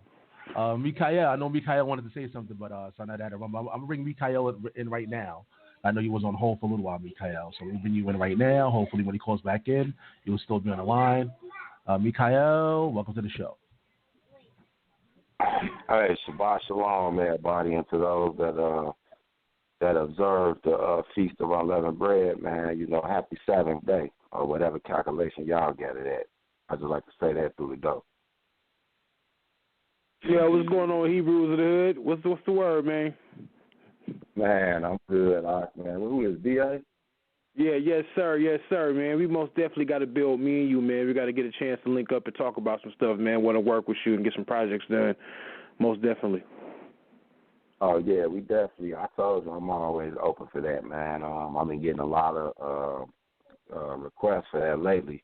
They ain't kind of made a little nickname for me, talking about I'm the ambassador of Israel. I'm like, look, man, I mean, Look, I don't want nobody to take that overboard because we got some crazy Hebrews out there. So I don't just be thinking I can deal with everybody. But if you're reasonable, kind of like y'all was saying earlier, it's a time to learn how to, put your personal feelings to the side. It's just a cause worth working. If it's a cause worth reaching for, then we can do that. You know what I'm saying? I mean, I always use the analogy. We all got family members that don't worship God the way they're supposed to.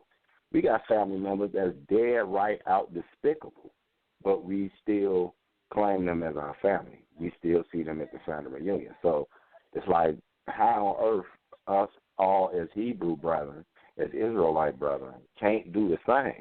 I mean, I understand if two walk together unless they agree, but it's like, we have to learn to put everything in context. It's a time when you should be able to really, literally be able to basically tolerate your brother.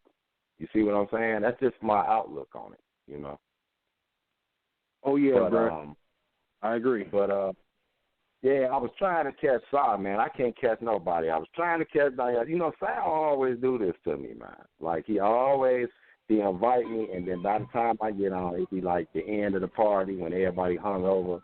You know what I'm saying? Like, I'm like the last cat to walk in the pot. You know what I'm saying? But the party ain't over, brother. Yeah, actually, our Sabbath little 7-day class has started already, but I'm going to go ahead and stay on here for a while since I stayed this long, because that's going to be on for at least another almost 2 hours. So I attend that after I get this. And hopefully Sinetta or Danyaahla will get back on, whatever. Hold on. Yeah, you know what? I see Priest Danyaahla on the line. I'm talking behind the scenes, see if he want to come back on. All right? Continue. You can keep talking. I'm going to see if he wants to come back on. Good. Yeah, man, because y'all brought up so much stuff, D.A., and shalom to the brother Anonymous Hebrew, too. Y'all brought up so much. Hey, I want to talk to you, too. Hey, you already know, man. You get my contact. D.A. got my contact. He got my personal number. You know what I'm saying? So yeah, I think you know what situation I want to talk to you about. So I want to build with you. Yeah, I know about it, man. I seen it or whatever. You could just hit me up or whatever. All that type of stuff. All right, don't have. Part of interruption, fellas. Priest Danyaahla is back. Go ahead, Priest Danyaahla, you there? Yeah, Lord, I'm here. Yeah, Mikha'el. You said you had some questions for him, right? Yeah. Mikha'el, my brother. Yeah, I ain't got no questions for him. I was going to reminisce with him. I mean, since we was on here, we can go open it up so people can really get the understanding of this whole conscious community thing. Because I say that because if you want to be honest, if you're going to keep it 100, Sinetta TV in the House of Consciousness, and I don't agree with a lot on that. And just to let Sinetta know, I know he know that was me. I was on this show. Yeah, Vortex kind of, my brother Lex Vortex. That's my brother. Where we was having a little argument. And it was all based about, and at the same time I had put out a video and crushed Jabari. So Jabari was on there. So I was like having a two-way fight. And Carl was on there. It was just chaos. Y'all go see that one. That one was off the chain. But I don't know if he know that's me that be in his chat, because I don't know if he know that I'm Hebrews in the hood, too. He probably just think that's Mikha'el.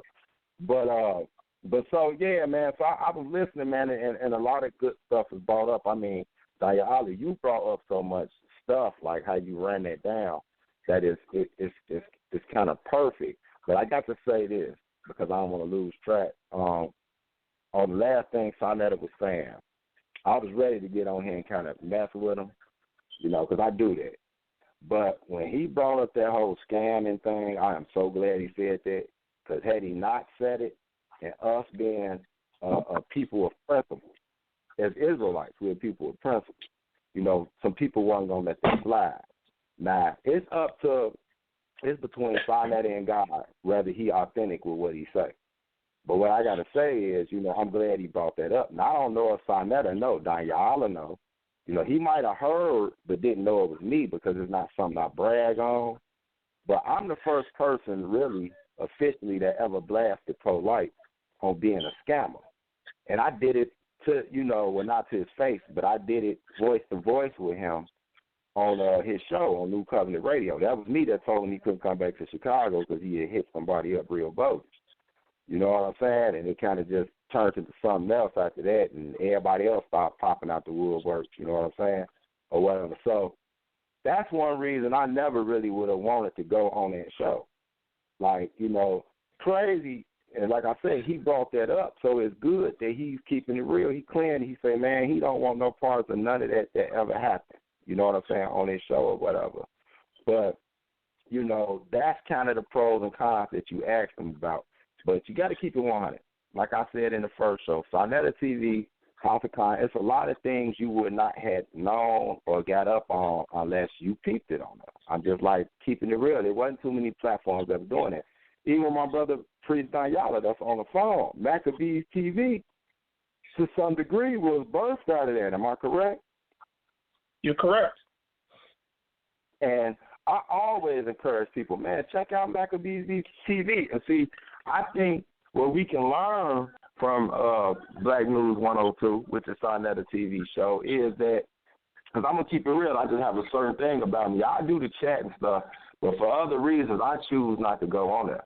Do that make Tazariot and Danyaahla and all my other brothers, Ryan and them, wrong for going on there? No, because like they said, it reaches such a vast audience, you would almost be stupid not to use their opportunity, because I know just in the little airwaves that I'm known on, I get comedics that hit me up and be like, man, I had never thought about that, man. I had gave up on the Bible and all that type of stuff till I seen what you said or what you had brought forth.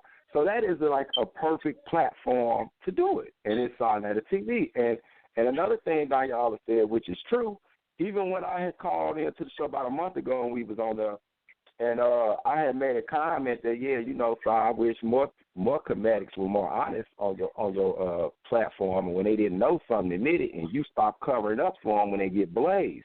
And he laughed and said, yeah, I do that. So he ain't never hid that. He ain't never hit that. That's what Danyaahla is right. He's never hit that, but he still give you the opportunity. So I give him that. Now, it was something y'all was talking about, Danyaahla, and this is the thing. This is what I think people don't know. Like I said. Hold on 1 second, Mikha'el. Hold on 1 second. I see we have some other people calling in, so I'm going to get to you guys. Once again, that number is 319-527-6239. And, of course, I'm going to go to the co-host, too, and see if you guys didn't have any more questions for the brothers before you get some of the other callers out here. But go ahead, Mikha'el. Go ahead. Yeah, but I don't know if people know Danyaahla. Like Danyaahla and all them brothers, man, Nasi, we can't forget our brother Nasi. He ain't really been on the scene like that too much lately. But, all these brothers, when that Hebrew war machine versus the comedic community thing was on and cracking, I mean, it was cracking. Like, it was literally like a war. You know what I'm saying? Like Danyaahla said, they had personal relationships behind the scenes, but when it was time to go down, it was going down. But what a lot of people don't know is, if you were part of the Hebrew war machine, which Danyaahla was, it was a mixture of all different type of Israelites. And the cool thing about it was, it wasn't something you could just join. It was something that you had to be recruited. So I remember when the brother, what's the brother's name? I think it's Demo Fulton. It was Demo and Nasi. And they had reached out to me like, man, we've been, watching you for a while. You know what I'm saying? You coming from Chicago with a whole different perspective of Israelite. We need to join the War Machine. They basically told me I was with the War Machine. I'm like, okay, cool. So when y'all was battling, a lot of people don't know, we used to be sharing so much information in that joint, man. It was like all our differences was put to the side. You know what I'm saying? Yep. Like, we had non-Messianic, quote-unquote. I know a lot of brothers don't like that from the old Torah Tanakh base. Like you were saying earlier, it's a lot of brands they put on us that shouldn't even really be there, because all of us should be Torah-based, like Danyaahla said. But we used to share information, man, and that information, we couldn't wait till one of them went on Sinetta, like, man, make sure you put this out there. It's a lot of stuff behind the scenes people didn't know.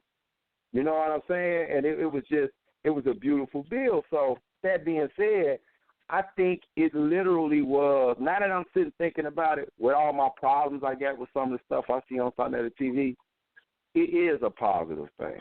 It's a positive thing. It definitely is.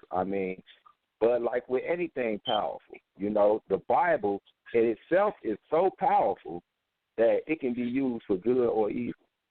And anything with power can be used with good or evil. And I'm going to say this last thing, and I want Danyaahla to respond. Now, I heard y'all talking about that KJV thing. You know how I feel about the KJV, Danyaahla. So to my brother DA and them, I was listening to y'all, and I'm going to say this straight off. We can have a discussion about this or something, but I know Danyaahla and Barham, they waiting on me to come out with this lesson up there I was going to do, proving, even through the scriptures, validating the KJV as far as being a protocol from ancient times. It's going to be kind of deep. Y'all probably don't know where I'm going with this. But I got all the books, the Brown Saw, all that. I got like 2 different types of concordance and all that. And I understand what y'all saying. But I had just hit a point where I had started comparing them, and I was just comparing all of them. And then I came to a conclusion where I even understood that, if you want to keep it real, even a lot of the Hebrew translation, some people don't know, was actually translated from the KJV. So it's a lot of brothers running around thinking that they getting a better version when they actually getting a version that was translated from the KJV. And then you got to go into the ones that actually, you know what I'm saying? So I think we could talk about that one day, but as far as the House of Consciousness thing, Danyaahla, you got to tell them, bro, like the whole how we built relationships between all of us that's from these different camps. I'm from Chicago, from IOG. You got the lines of Israel. If it wasn't for none of that, I wouldn't have known. I speak to, but like Mac News, Mac News 144. Shout out to them. They be having some of my videos on there, and that's the brother Rabbi.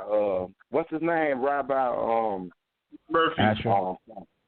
Murphy. Rabbi Right. Apologies. That's a cool brother. Him and Hashar and all that. And, the brother Tazaria, Gorilla Hebrew, he was with the War Machine, Michael Edwards. If it wasn't for that, none of us would have really, none of us really would have known each other like that. And over the years, although we probably don't talk every day, we all have some kind of notoriety towards one another. So I just wanted to bring that out. Tell me what you add to that, how you could, because I've been waiting for a long time. So. No, everything you said was real powerful, and I agree with you 100% on that. So let me tell you how Maccabee TV was birthed, and it's really quick. It's not a long story. As with a lot of Hebrews, because as Sarnetta just told y'all, and I said it before he said it, but he just told y'all himself, he's Kemetic. So a lot of Israelites felt as though, we weren't getting a fair shake on his platform. They felt like some of the videos of, certain parts are being edited out. And as the Moreh said earlier, they felt as though the videos were kind of making us look bad. So Hashar came up with the name. And Maccabee TV was birthed at Kevin on Trial. If you look at it, if you go back and look at the first video, that was birthed during the time when Kevin on Trial was going on. What happened was, after Kevin on Trial happened, I guess brothers that was a part of the Hebrew War Machine, they didn't nurture the channel the way they were supposed to. They kind of just let it go because I guess after the debate was over, that was it, whatever like that. And I kind of told brothers, I'm like, we can't let the channel die. We can't. We got to keep it going because we have to have a place that Hebrews can come, Israelites can come, where they feel as though they're at home. This is a home platform for them. So that's why I kept it going. Maccabees is not my channel. As I told Brother Zion today, he and I were inboxing each other today.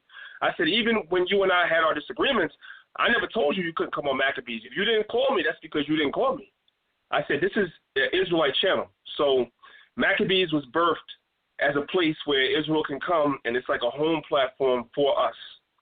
It's not just for Old Testament. It's not just for New Testament. It's not just for One West. If you see a certain skew on a channel as far as more of these brothers than these brothers, that's because those are the people that come to me and say, I want to be interviewed. That's it. It has nothing to do with the fact that I'm favoring anybody over anybody else. I want to be real clear. If you haven't been on Maccabees, because you haven't asked. It's that simple. It's just that simple. All right? Now, as far as everything else that Brother Mikha'el was saying, as far as the KJV is concerned, I'm not – there's this whole thing where I'm not pushing the KJV per se down people's throat because I understand, as it says in the prologue to Sirach, and also as somebody that speaks about 4 languages, that when you translate one language to another language, you're going to lose some of the understanding of what you say. You're going to have to change words around and make it make sense. That's common sense. If you speak English and Spanish, in Spanish you say, yo tengo hambre. If you translate that literally, yo is I, tengo is have, hambre is hungry. So literally translated in English, you say, I have hungry. That doesn't sound right in English. So you got to take the word have out and put the word am in. So now you done changed it to make it make sense. That's common sense. So you take something from the ancient Hebrew that was spoken with a certain thought in mind and translate it to modern English. And English has undergone many, many, many, many incarnations. The English that we speak today is called New Speak English, as opposed to Old Speak, meaning even the words the understanding we have of words today, like faggot, is a different understanding today than it was in ancient times. So we understand that we don't have the same understanding of a word as languages evolve. So we're reading the King James Bible, and we read it, and we don't understand that languages have gone through certain – so you have to go through what's called textual criticism. That's very, very important. And a lot of Israelites don't deal with that. When you get into textual criticism and you start looking at some of the other translations in the Bible, you're going to run into a lot of problems. You're going to run into a lot of problems, especially the New Testament in some of the other translations. As far as them, it's not being a literal translation, but just being – I went into this into a lecture that I did about a year ago when I showed in a slide how the KJV is more of a literal word-for-word translation than any of the other translations that we have today. Then we get into the whole thing about where the manuscripts are found. The manuscripts come out of Alexandria, Egypt. How do we validate those? Who wrote them? It's a whole bunch of stuff. When did the apostles go to Egypt? Where's that in the scriptures? Or in the history of the students of the apostles after them? When did they go into Egypt and write those manuscripts? It's a lot of stuff that needs to be questioned. So the brother Mikha'el is 100% right in what he's saying. People are so quick to slam this translation or that translation or this translation, that translation, without actually having done the research. I don't defend the KJV because I just want to defend the KJV. I actually studied it. I actually studied his sexual orientation because that's an argument. I studied his ethnicity because that's an argument. And I also studied the translation because that's an argument. And I think brothers need to get deeper into the understanding and stop slamming the English translation so much when, like the brother brought out, some of the Hebrew translations we have come from the KJV. First of all, that's the most important thing. And secondly, the KJV is the tool that was used to wake the majority of us up. How do we forget that? How do we forget that? So by you slamming that, you might be closing the door from somebody else waking up because you're slamming something. I don't believe in that. I don't believe in that. Let the person wake up. I'm sorry. Go ahead. Somebody wants to jump in. Go ahead.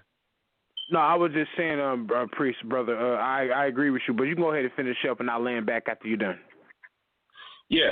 So I say that allow a person to wake up, because the KJV woke me up. I didn't speak no Hebrew when I came. Most brothers won't admit that. I didn't speak a word of Hebrew before I woke up to I was an Israelite. I came in through the KJV, which I learned in church as a child. And then somebody showed me the KJV that Christ was black, the Jews were black, blah, blah, blah, whatever. And I came in to the truth through that. And then I learned the Hebrew. And then I started seeing, okay, well, you know what? Certain words were not translated correctly, because you can't translate them correctly because you're going from one ancient language to a modern language. So you're going to have some, you're going to have some kind of disconnect to a point. But at the end of the day, the English Bible brought us into this truth. And when you start slamming the English translation, and I'm not speaking for nobody else but myself, and I'm going to end with this. When you start slamming the English translation, you are giving our enemies, those that don't believe in the Bible at all, you're giving them weapons against us, period. Because the majority of our people don't know nothing about no damn Hebrew. They just know the Bible in English. So you start slamming the English Bible, they say to hell with the Bible.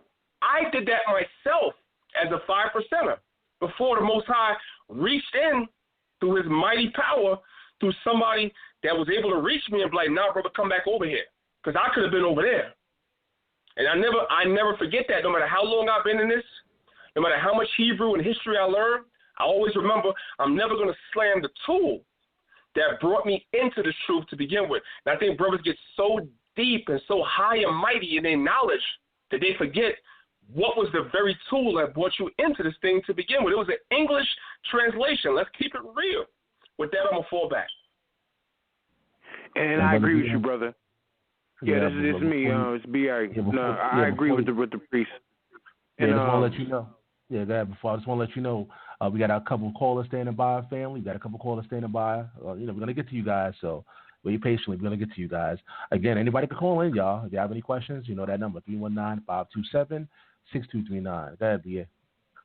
And I'll be real quick for the sake of the callers. I have no issue with the King James because it is a tool. That's what a lot of people don't understand. The King James is a tool, and we need to learn how to use it. That's my thing. And I see a lot of doctrine coming out of King James. And the thing is that a lot of doctrine that's coming out, people are not using the tools to properly deal with whatever it is they're teaching. People are just making up doctrine. And and I'm not saying you got to learn Hebrew. I'm not saying you got to learn the Greek. But what I am saying is that it's very important that we do word studies. Certain words, like when they were translating it from to English, a lot of the Old Testament, or the writings of the Old Covenant rather, the document, a lot of it is Greek Septuagint influence. So the thing is that when you know the Europeans who were, or when at the time when they were translating, rather I should say that, to keep it simple, when the translators were translating, they were not very familiar with Hebrew, but they were very familiar with Greek. So a lot of the Old Covenant writings are Greek Septuagint influence as well, along with the Hebrew, because they were not familiar with the Hebrew. At that time, they were not very familiar with Hebrew. But my point is that when I'm reading the King James, I'm using my tools and my lexicons and my concordances. I'm using it. And that's just me personally, because when I've done that, I get a better understanding of what the text is saying. So I have no issue with brothers not wanting to use these tools to help us understand what the text is saying. My thing is that I would suggest that we do use them because, like I said before, you brothers been along long enough to know that brothers teach and they run with doctrine, and a lot of the doctrines they teach, if you just do a few word studies, you can break doctrine that easy and that quick. So that's my thing, and it's a lot of things that we. Go ahead, brother. No, I was gonna say I'm agreeing with you. I'm just saying real quick, if I could just throw this in there. Well, brothers have to learn this simple concept. The Hebrew is concrete, and the English, Greek, and Latin is abstract. That's why you open up the English dictionary, you see one word that has like 17 different definitions. That's abstract. The Hebrew is concrete. So at the end of the day, you're going to have to go back to the Hebrew to really get the thought of what the writers were saying. But go ahead, Lord. Yeah, most definitely. I do agree. That is the best way to explain the Hebrew. It's very concrete. Hebrew is based on actions. It's a language based on verbs and movement. So a lot of the King James, which I know from, it's a book I read, it's called Ancient Texts Alive Today, which touches on how the King James, how the scriptures were translated into English, and it talks a lot about the King James translation, how a lot of the King James, a lot of the Old Testament writings are just a lot of errors, a lot of grammatical errors, which I tend to notice that a lot of our elders and teachers and ministers in the Israelite community, they don't necessarily use none of these tools. They'll just read a word and just think, okay, this is what it means based off of general knowledge, and all of a sudden we got a doctrine that everybody wants to hold on to. So my thing is that, which I have no issue with brothers teaching, I just would just stress that we just use these tools. The Most High put these tools here. He put all this information here for us to use to seek him out. So I would suggest that we actually do that so we can most definitely get a better understanding of what he's already revealed. And I'm going to fall back. All right, before we move on, I was going to go to you guys. Yeah, you have any questions for Priest Danyaahla before we go to the next call and stuff? Yeah. I just wanted to make a quick comment and then make a question, ask a question, because, and this is even going to include the Moreh, if he could answer this question, because I'm listening and it's like 60 years worth of Hebrew Israelism on the phone, so I figure this is the best time to really just get this question out. But my first statement is I don't think people need to learn the Hebrews per se, but I do think if people are really teaching, that they really need to at least learn how to parse certain words and understand the prefixes and the suffixes, because that really will have a lot of influence in terms of what they're reading. And then I'll leave that alone. But my question is for new people that's coming into this, right?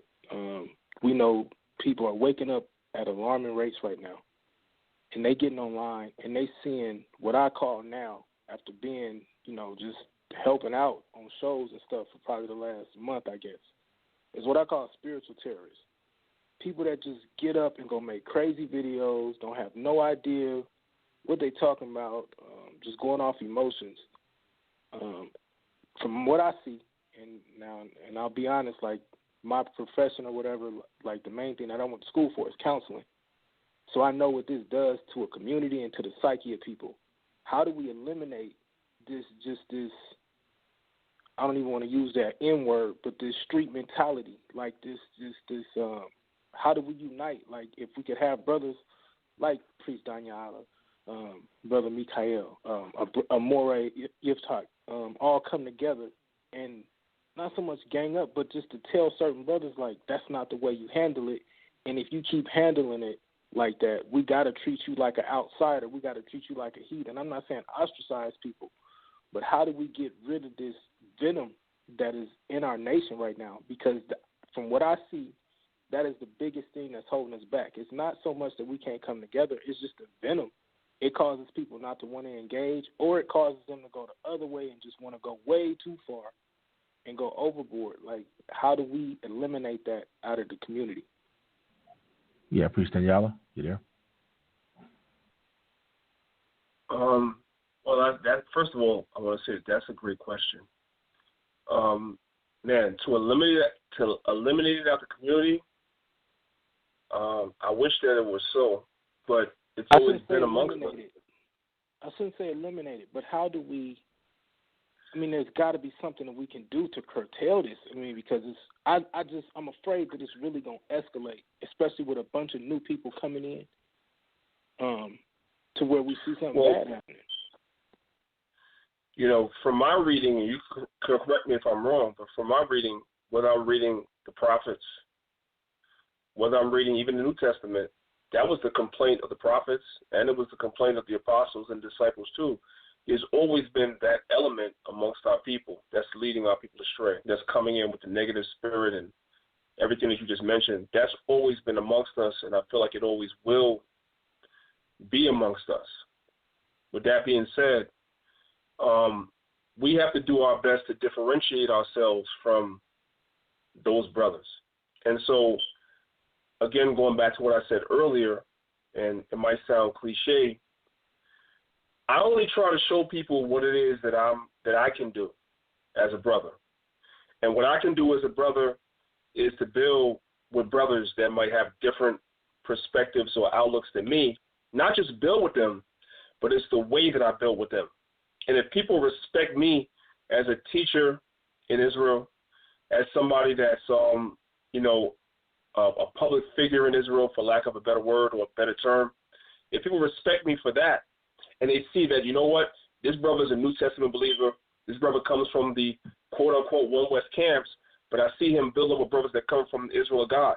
I see him build up with brothers that come from, Torah-based camps, and he's building with them in the spirit of brotherhood and respect. They may have their differences, they go hard for what they believe in, but at the end of the day, they walk away from the table and they be brothers. That influences a lot of people, believe it or not. It does. What I think that's happening in Israel is that when we come together and we have these conversations, it's not as public as we might see. Like I'll talk about the brother Mikha'el real quick, and I'll be real fast. The brother Mikha'el, myself, Captain Cesariak, and about 5 or 6 other brothers, we're in a group text and we talk to each other every day, just about, right? Nobody sees that.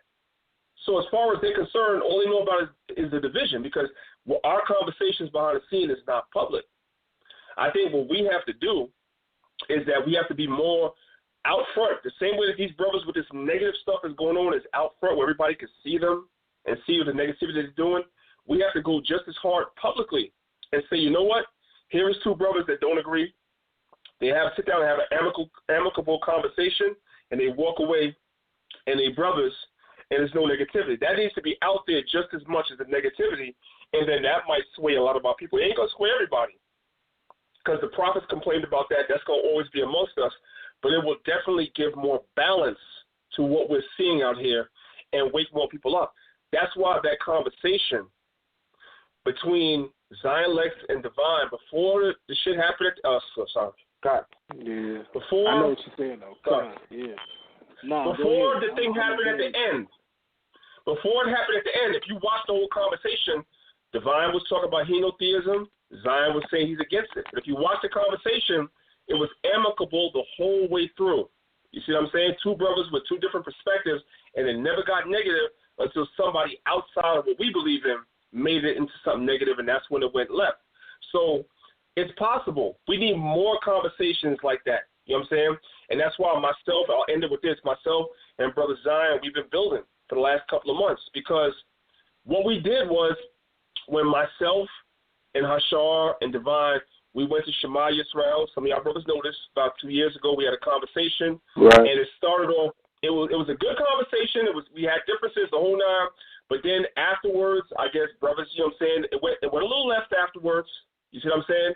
And it brothers, had some differences for a couple of years, and we're trying to show people that, you know what, me and Zion been talking, that wasn't the way that it was supposed to go. We were supposed to have that conversation, and we were supposed to, the purpose of having the conversation was to show people, because we had all already been building. So the purpose of the conversation was to show people that we can have our differences, and then afterwards walk away and still be brothers. I'm talking about myself first, because I'm on the phone with y'all. We failed Israel at that. You see what I'm saying? So going forward, we have to do better in that light, because if we don't do better in having these conversations about differences and walk away as brothers, then the brothers that's negative, as you brought up, they win.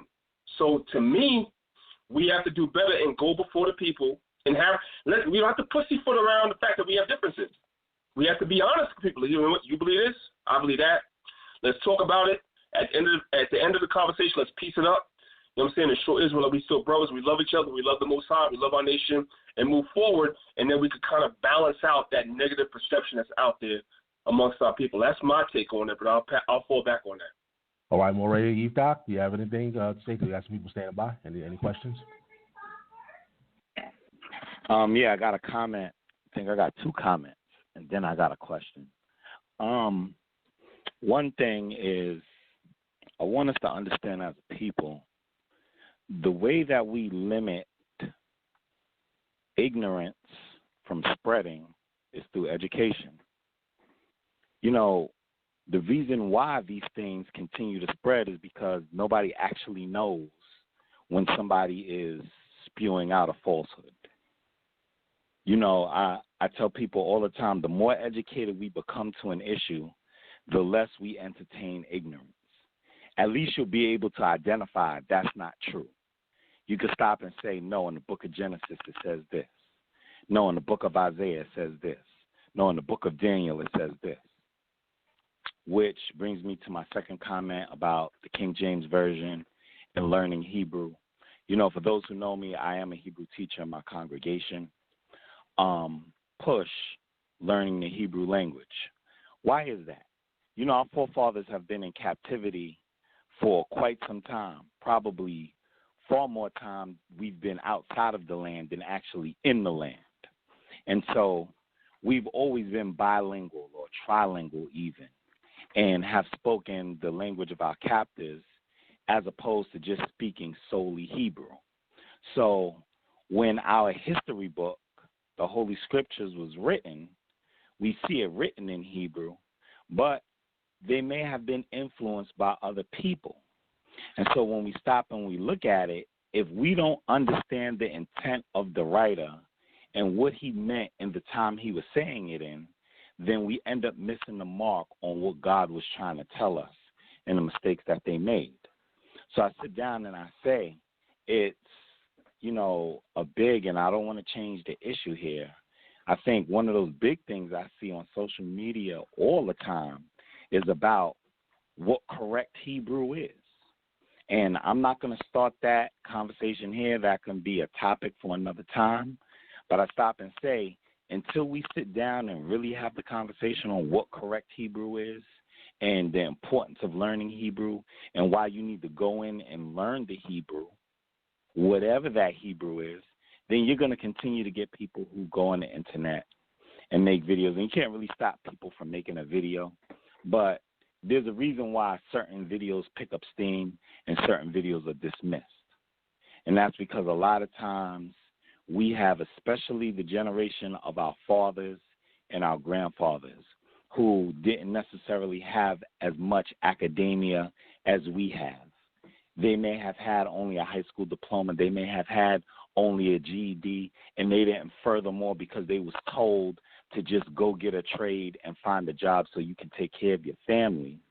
That now that we have more tools at our fingertips, and I hear Brother B.A. talking about getting a lexicon and seeing actually the different translations of the Bible and see why they actually translated it in so many different ways. I sit down and I say, in the English language, there's about 9 different translations to the Bible. Have you ever asked yourself, why is that?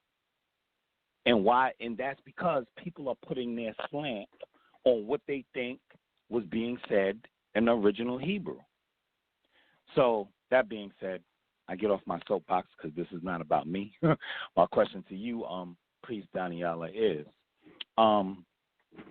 moving forward, do you see that there's possibility, like not necessarily Kemet on trial, but an event of that magnitude of Messianics and non-Messianic Israelites, for lack of a better term, getting together and doing something positive for the community, and even though we have our differences, continue to build and establish a network that's good for all, quote-unquote, black people at large? Excellent question. That's our mandate. We have to do that. And that's why, on a small level, I've already been building with I don't want to call them because it's an insult to call brothers non-messianic because they don't believe in Christ. They believe in a Messiah, they just don't believe it was who we call Christ. So my brothers that are Old Testament Israelites, I'll use that. And that's even that is but y'all see me building with them already. Like I said, Prince of Poor, as Nasi Yashuvel could tell you, and those I tell Prince of Poor is my elder. And Prince of Poor is an Old Testament Israelite. But I consider him an elder because he fits all the criteria, even though we have disagreements. So, and you see me building with Kashub, and you see me building with Nasi and Zion Lex and many others. Moreh Yeftahk, can't forget him. Shout out to that brother. You know what I'm saying? I see him in the land right now. Shout out to that brother. You know, and many others. And yourself as well, Moreh. You know, that's a mandate. We have to come together. And we don't have to shy away from the fact that we have differences either. It's all about how we go about addressing the differences. I think that's the problem. And I think that what has happened is that sometimes we become so entrenched in our stance or whatever it is that we believe, and we have been molded, including myself when I was younger in this truth, before I started really opening my heart to really listening to what my brothers that have a different opinion, that's what I said earlier, I really started listening. But before, I wasn't listening. You call yourself Old Testament only. I was just banging, and that was it. And that's where the majority of our community is. Let's be real, all of us on the phone. The majority of our community, that's where they still are right now.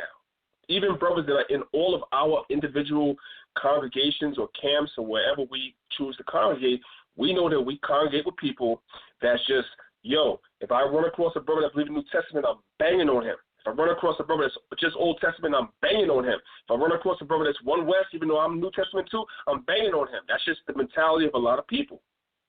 Some of us have evolved from that because we understand it's bigger than that. We're going to still hold our stance, but when we deal with our brothers, we're going to deal with our brothers keeping in mind that that's our brothers. You see what I'm saying? So really the mandate lays with us that's on the phone right now, that we have to show everybody else the way that it's possible for us as Israelites to have a conversation, disagree, and when we're done, we're going to still move forward and do what's best for the nation as a nation of people, because we have a whole lot of enemies that don't believe in the Bible. Because once we get done begging on each other and arguing with each other, we have a whole list of enemies that do not believe in the scriptures. They say Abraham was a myth, Isaac was a myth, Jacob was a myth, Israel never existed, and you know the whole gamut of things.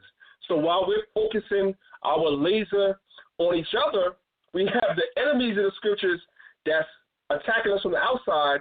We have to realize, you know what, it's time for me to start fighting my brother and for us to come together and fight them. Then you have the whole Christian community now that's attacking Deuteronomy 28. And they're getting bold. You know why they're getting bold? They're not getting bold because they got a point. They don't have a point. They're getting bold because we fighting each other and not them. We don't know when to put down a sword against another brother that sees Deuteronomy 28 the way I see Deuteronomy 28, and we link up and we attack these Christians. We're not doing that. Well, I can't say we, because we're doing that on the phone. But Israel as a whole is not doing that because we're more interested in being right. And sometimes you got to put that aside and stand for the principle of us being Israelites. So that's where we need to go, and we have to get on the bullhorn. You got to do it. Mikha'el got to do it. Sal got to do it. You know what I'm saying? And everybody else, Anonymous Hebrew got to do it. Brother B.A. got to do it. We all got to do it. Get on that bullhorn of like we Israel first. And anybody that attacks what we believe in, you're going to get rolled on by all Israelites, Old Testament, New Testament. A lot of brothers, I'm going to end with this. A lot of brothers seen the so-called Christian apologist movement mainly attacking One West camps. And I saw, and this is not an attack, because I got plenty of brothers that did stand up. But you have some that was in the Torah-based or the Old Testament community that was like, well, they ain't attacking us. Yes, they are. They're attacking Deuteronomy 28.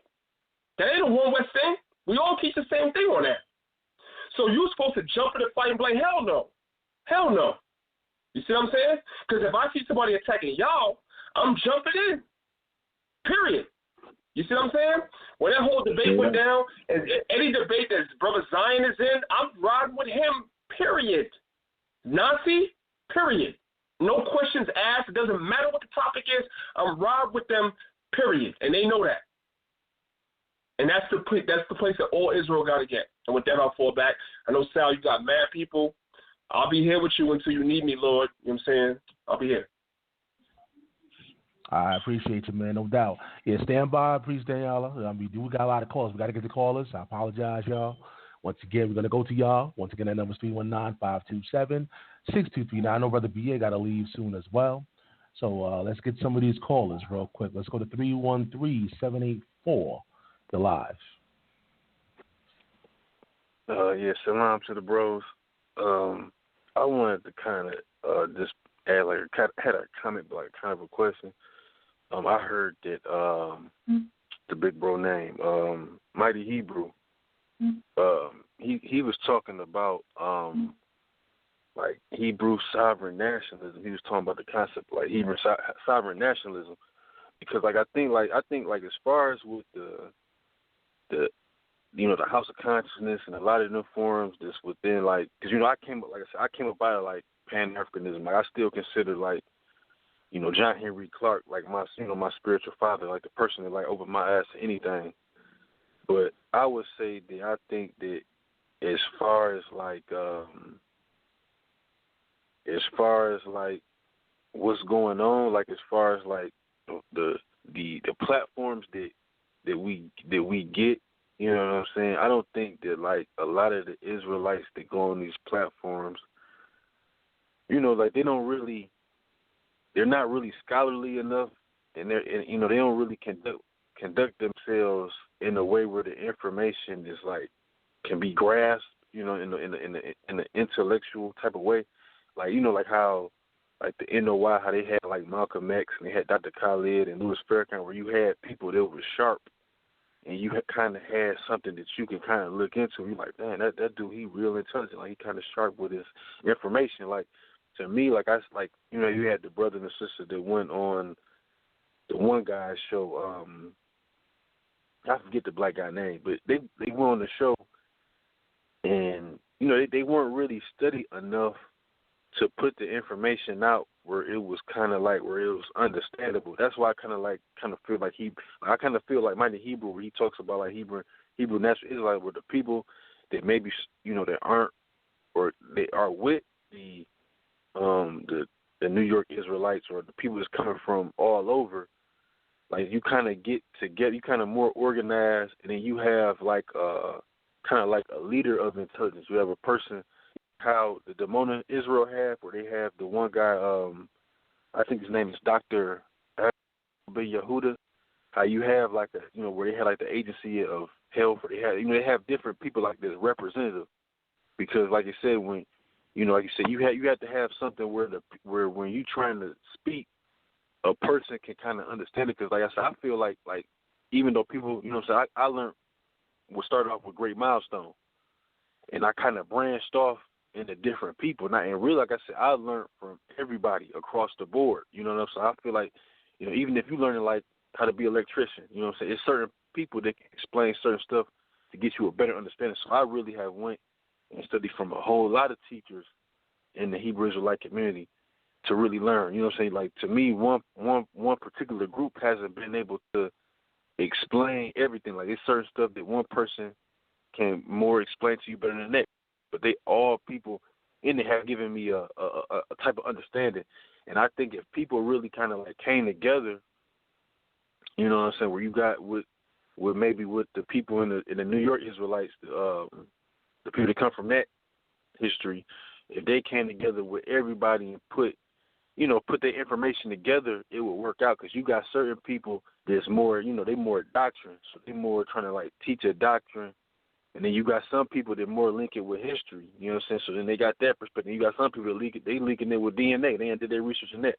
And then you got some people that's, everybody got their gifts, So I think like with Mighty Hebrew saying, where you got come together, and then maybe you have something like where they have like the actual council, where they come together every year, and then you have like you said, because you got so many people coming out speaking, and then they throwing information out there.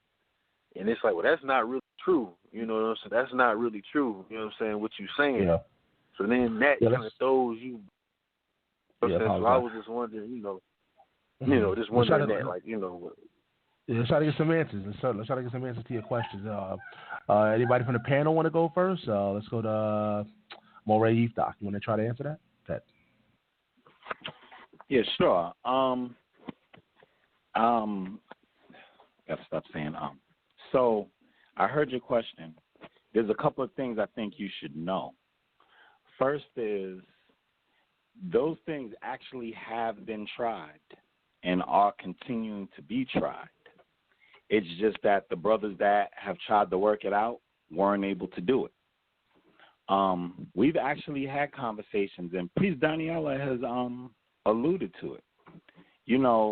We've had conversations with brothers from One West and ISU PK, and we understand what the elephant in the room is, and that's, you know, the New Testament and what we believe to be, you know, a Messiah and what was being talked about as a Messiah and what wasn't.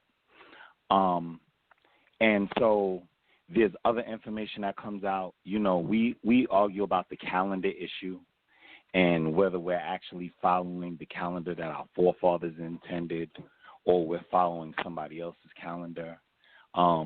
We've talked about how we observe Passover.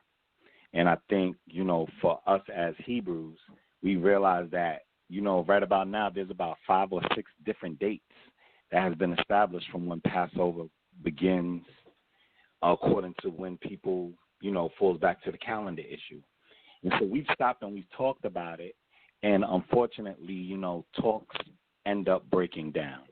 And so this is the thing that I'm going to say. You know, we're a people easily distracted because we can't see the benefit in helping one another. We use the fact that we have a disagreement about one thing to stop everything else from going on. And the reality is that when we were in the land, we were serving the Most High God, and the people in the northern kingdom were worshiping a calf. This is noted in the Holy Scriptures. And the people in the south didn't have calf worship. And even though they didn't have that, we understood that when nations came amongst us, we fought for one another. Now, there are portions in our history that we actually hired other nations against ourselves, you know, that civil war, the northern kingdom and the southern kingdom. Oh, they hired Egypt against us to go and fight against the southern kingdom because they wanted to, you know, win the war. And these type of things have been going on from the beginning of, well, let me say since antiquity. So to wrap this up, because I do realize there's other callers on the line, what I'm going to say is you're right. Even though we've tried, we can't stop trying. In order for us to learn how to live with one another, we have to be around one another. And if we're not around one another, it's not going to work. So if I look at you as a brother who's Messianic and you look at me as a brother who's not Messianic and you like, oh, he thinks like that, oh, but he thinks like that, then this is never going to work. You know, we have to stop and find our common grounds, and those things that are commonalities, we have to stop and sit down and discuss from there. But as far as having like an ambassador, I think that's what you were alluding to. You said that the NOI and the KOI, with Ben Ami, them having individuals who spoke on behalf of the nation and they spoke intellectually and things of that nature. You know, this thing is too big to have one ambassador for the entire nation. We do have to educate our brothers and sisters more so that they can speak intellectually and articulate in such a way that the common person can understand. But let's be for real. Brother B.A. is somewhere in California, and I'm here on the opposite side of the country in New York City. I'm not, every time somebody needs to hear what needs to be said, I can't fly over there or he can't fly over here. It's not going to work out like that. So that being said, conversations like this need to open up and need to create the invitation for us to stop and sit down and talk with one another and talk about something that we can do together in order that we can get to that point where people are more educated. And I hope that answers your question, brother. Oh, by the way, I actually reached out to the Mighty Hebrew. I wanted to actually him to come on to the show, as well as Hebrew Perry, the Gorilla Hebrew, you know, and some more of my brothers. But you know, I know it was like kind of short notice for the day. So, but they are aware of this program. So hopefully, they, at some point, they get to call in. But Brother B.A., you want to say anything? Nah, my brothers, I'm just sitting up here listening. And pretty much what was said, the brothers expounded on pretty much what I had to say. So it's all good. We'll go to the next caller, if you don't mind. All right. What about you, Anonymous Hebrew? Anything you want to say? No, I think Moreh pretty much addressed it. I would just say, like how he said, he's on the East Coast, Brother BA is on the West Coast. Like I'm in Georgia, right? So geographically, we are nationwide. Technically, we are international, right? We know Hebrews are all over this world. We have Israelites everywhere. What it does take is one person from each community, just one person from each community that has a willingness to listen to and start to build with people from every community. And that's what we're doing. I mean, technically each camp, and I'm using air quotes, is a community, right? ALC is a community. ISUPK is a community. The Morehs, people that he works with, is a community. We all have, like Divine's, his group is a community. So if we can have one ambassador, Brother Mikha'el is a community. So we have one ambassador from each community that's willing to sit down and get together. And I think that's kind of what the Mighty Hebrew may have been speaking on, or even the caller. It just takes one person from each community that's willing to say, okay, let's sit down and let's really talk this thing out. And it may take a year. It may take 2 years. But if we agree to just let's stop fighting for a little bit and just sit down and talk, how can we get our people out of these situations? How can we take care of our homeless problem? How can we take care of our poverty problem? How can we take care of our education problem? Education is so essential, and it's with anything with trauma. We have so much trauma in this community. The first thing you have to do, like if you're dealing with a woman that's from domestic abuse, you have to give her some education. You have to give her an empowerment. It's the same thing with somebody who's suffering from PTSD. You got to educate them on what their trigger is, and then empower them over the trigger. Right? It's the same thing across the board. So if we can start to build one person at a time from each community, I believe that will be the unity that we need, the catalyst, because it will snowball. That's just my 2 cents. All right, we're going to go to Mikha'el, see if we can answer that question, and also Priest Danyaahla. But again, family, if you're out there, you're listening to the show. I see we have a lot of callers on Skype. You have some callers on the phone. If you already called in, simply press number 1 if you have any questions or comments. We have 28 minutes on the air. Once again, we have 28 minutes on the air. So if you have any questions or comments, just dial that number, 319-527-6239 if you're on social media. And you got to press number 1. Remember, there's no foul language, y'all. Got to keep it clean. Keep it professional. All right?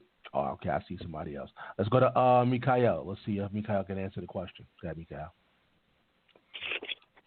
Yeah, man, it's whenever I mark something down and say, okay, I'm going to address this, something else come up, I wind up losing what I was originally going to talk about. But I know it's been, this conversation has been very fruitful, I will say that, through the board.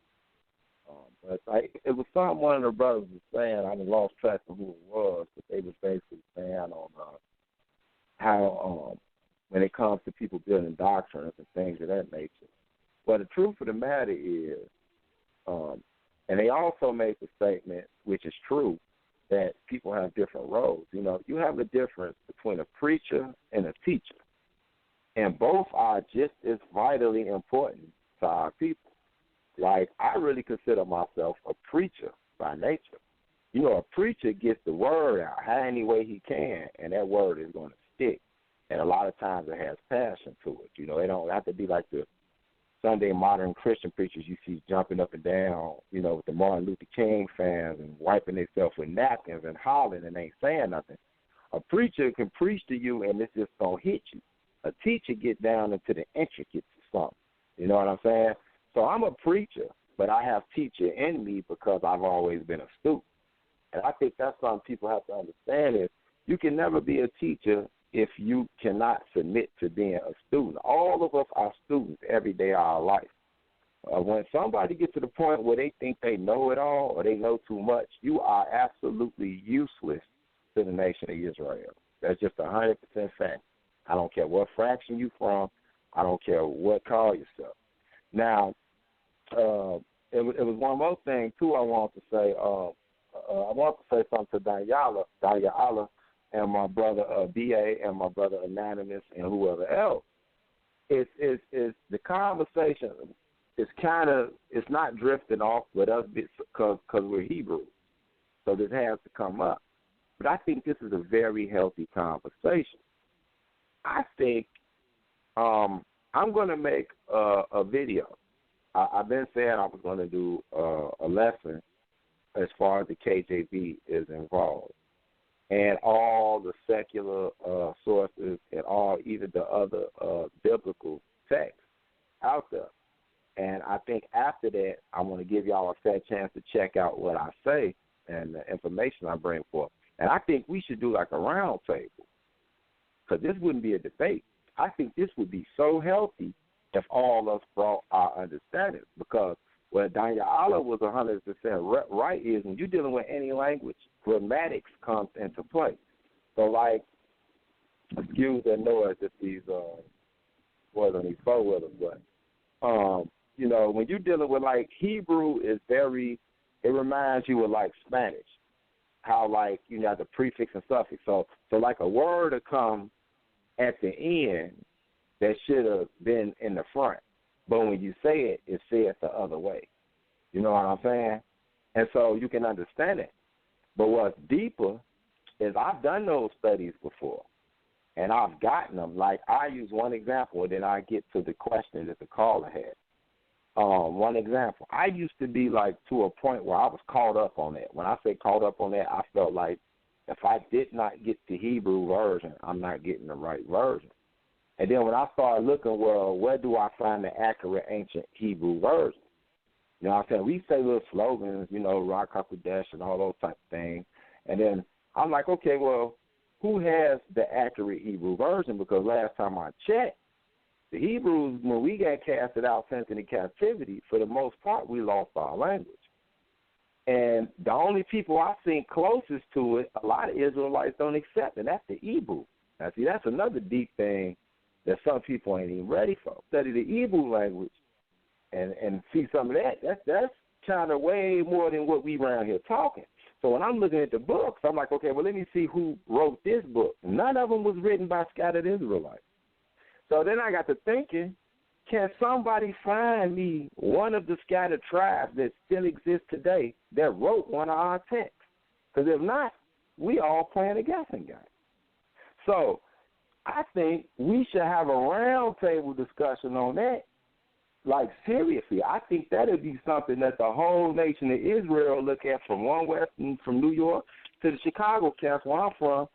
You know, IOG and like the brother brought up, used to be KOG with KOY. That's been Armenian camp and all them. I got family from that camp that live in Israel. So I understand that. I think we should have that just on that, because that's a barrier that pops up. And like Danyaahla was saying, that the KJV just kind of got to the point where, matter of fact, let me say this last point, the Christian apologists he brought up actually do the same thing. They go to Deuteronomy 28:68, and you know what they do? They go look for every other version than the KJV. And it's like sometimes Israel feeding into that. They go right to every other version to disprove that ain't enough. Then now they do it with every other thing. But when I ask them, I say, hey, man, who wrote that? Do you know I can go to scriptures and show the protocol where he said when he scattered us, he always had a protocol. When he scattered us and had somebody to write an amendment to us, it was written by a certain authority, and it wasn't never no theologian. So we could talk about that one day, but y'all need to address the question that the caller had. I just had to throw that out there.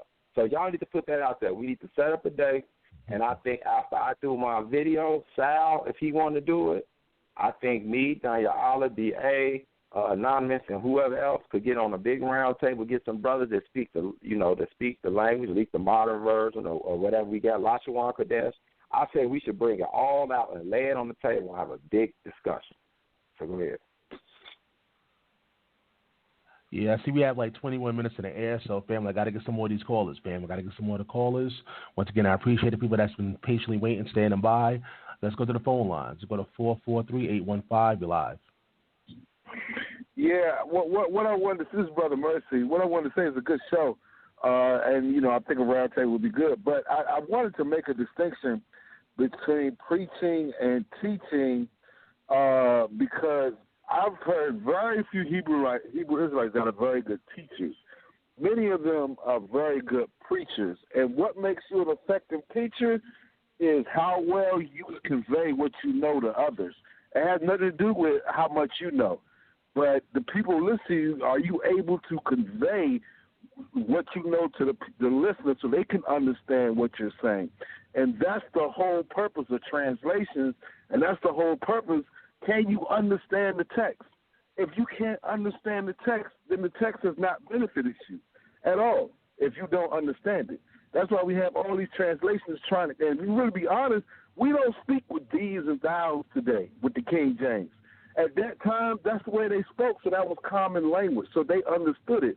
That's why the King James Version at one time was very good. But now people don't speak that way, so you may need other translations to help you understand, because that's the whole key of teaching. To be an effective teacher, this is what I do for a living, is the teacher is judged by what the students know, not by what the teacher knows. Because we all know the teacher knows the content, but they give assessments and standardized tests, and they fire the teacher if the students don't know the stuff. So I just wanted to say that being a teacher is not easy.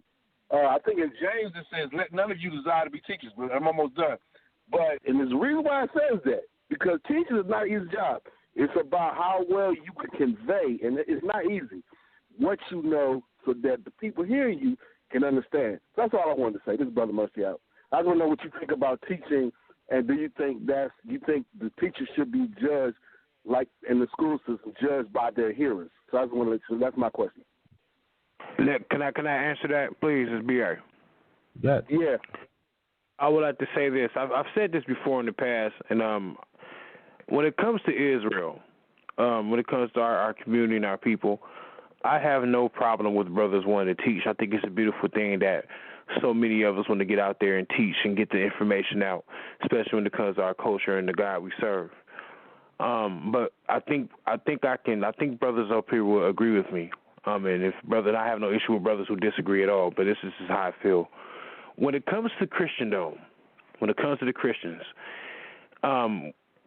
they at least try to get their guys to go to some type of schooling, even though people have an issue with seminary school.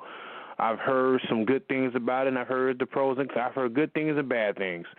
But the thing is that at least the Christians, at least they allow their ministers, whether it be women or men or women, they allow them to go to some form of schooling, some type of education before they're teaching. Now, this is common in Israel, like the Moreh and priest Danyaahla. These brothers, they've been in the movement for quite some time. They got some years under their belt, so they're qualified to teach. But what I'm noticing in Israel, we're having guys who just became an Israelite a year ago, not that much studying under their belt, and they're already teaching. And as you can see, some of these guys are not as effective as they try to make themselves out to be. So when it comes to brothers teaching in this movement or as Israelites, we need to start making sure that the brothers who are teaching, that they're qualified to teach. Not just are they qualified, are they mentally capable of teaching, or are they mentally capable of being leaders? Because like an old man told me years ago, leadership is a skill. You either have it or you don't. And what I'm seeing in Israel, from my personal experience, is that everybody in Israel want to be the head, the HNIC, and you guys know what that means. Everybody wants to be the boss. Everybody got to be the head Negro. And nobody wants to sit back and just play their position. So I think that as Israelites, I think our job as the chosen people of the Most High, we are to correct each other, correct our people, and allow each other to play our position instead of having a few individuals trying to lord or dictate what should be taught or what should not be taught. So when it comes to teaching overall, we need to set up some type of better method when it comes to individuals who are teaching, because what I see now, I know people that are converted to being Israelites. They left Christendom. They're teaching. I mean, they've probably been in the movement for 6 months, and all of a sudden they're teaching 10 to 15 people, and I'm sitting up here listening to what they're saying. I'm like, oh wow, you need much more study under your belt before you call yourself a teacher. And then these brothers are giving themselves titles and all kind of names and stuff like that, which does not fit. So I would just like to ask everybody's personal opinion about that, and I'm for Bert. All right, before we go to the panel, once again, we have 15 minutes in the air, fam. We have 15 minutes on the air. I'm going to go to Moreh Yeftahk, and then I'm going to go to Priest Danyaahla, and then we have to get to the next call. We have a lot of callers standing by, so let's go to Moreh Yeftahk. Ed. Okay, shalom and peace and blessings again. I'm definitely in agreement with you. There's too many people that's not sitting down, taking time to learn and to understand what they're speaking about, as opposed to, oh, well, I hear other people teach, and I want to get up there and I want to teach. That has to stop. It's going on for far too long, and that's why we got people out there teaching people wrong things and leading people astray. So, it's not so much about the time you've been in as opposed to how you apply yourself when you get in. Malcolm X, he was a person, when he went into the Nation of Islam, he, in the proverbial sense, grabbed the bull by the horns and took it where it needed to go. He shot straight up. There's people who can do that. So there will be people who come along and be shining stars.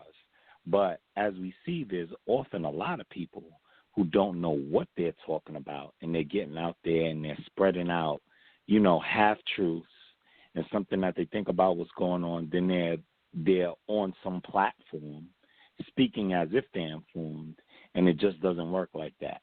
That's why I say we have to begin to, part of our work also begins in us establishing institutions. I mean, I'm not trying to give a shameless plug here, but eventually I'm going to start some Torah classes so that people can actually sit down and learn and understand at least, the different books of the quote-unquote Bible, and at least know where they're coming from. I sit down and I tell people in my congregation all the time, I'm like, if you don't believe in the New Testament, at least know why you don't believe in the New Testament. Don't just be like, oh, I'm Torah only, or I'm non-Messianic.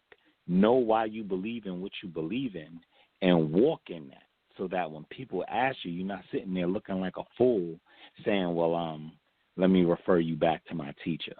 So much more academia is needed, much more knowledge needs to come forth, and that comes with us teaching one another. With that, I relinquish the mic. All right, we have like 13 minutes in the air, family. We have 13 minutes in the air. If you have any questions or comments, make sure you call in 319-527-6239. Let's go to Priest Danyaahla. Go ahead. I'll be quick, Sal, because I want you to get your callers in. I love everything I've heard over the last 10 minutes or whatever.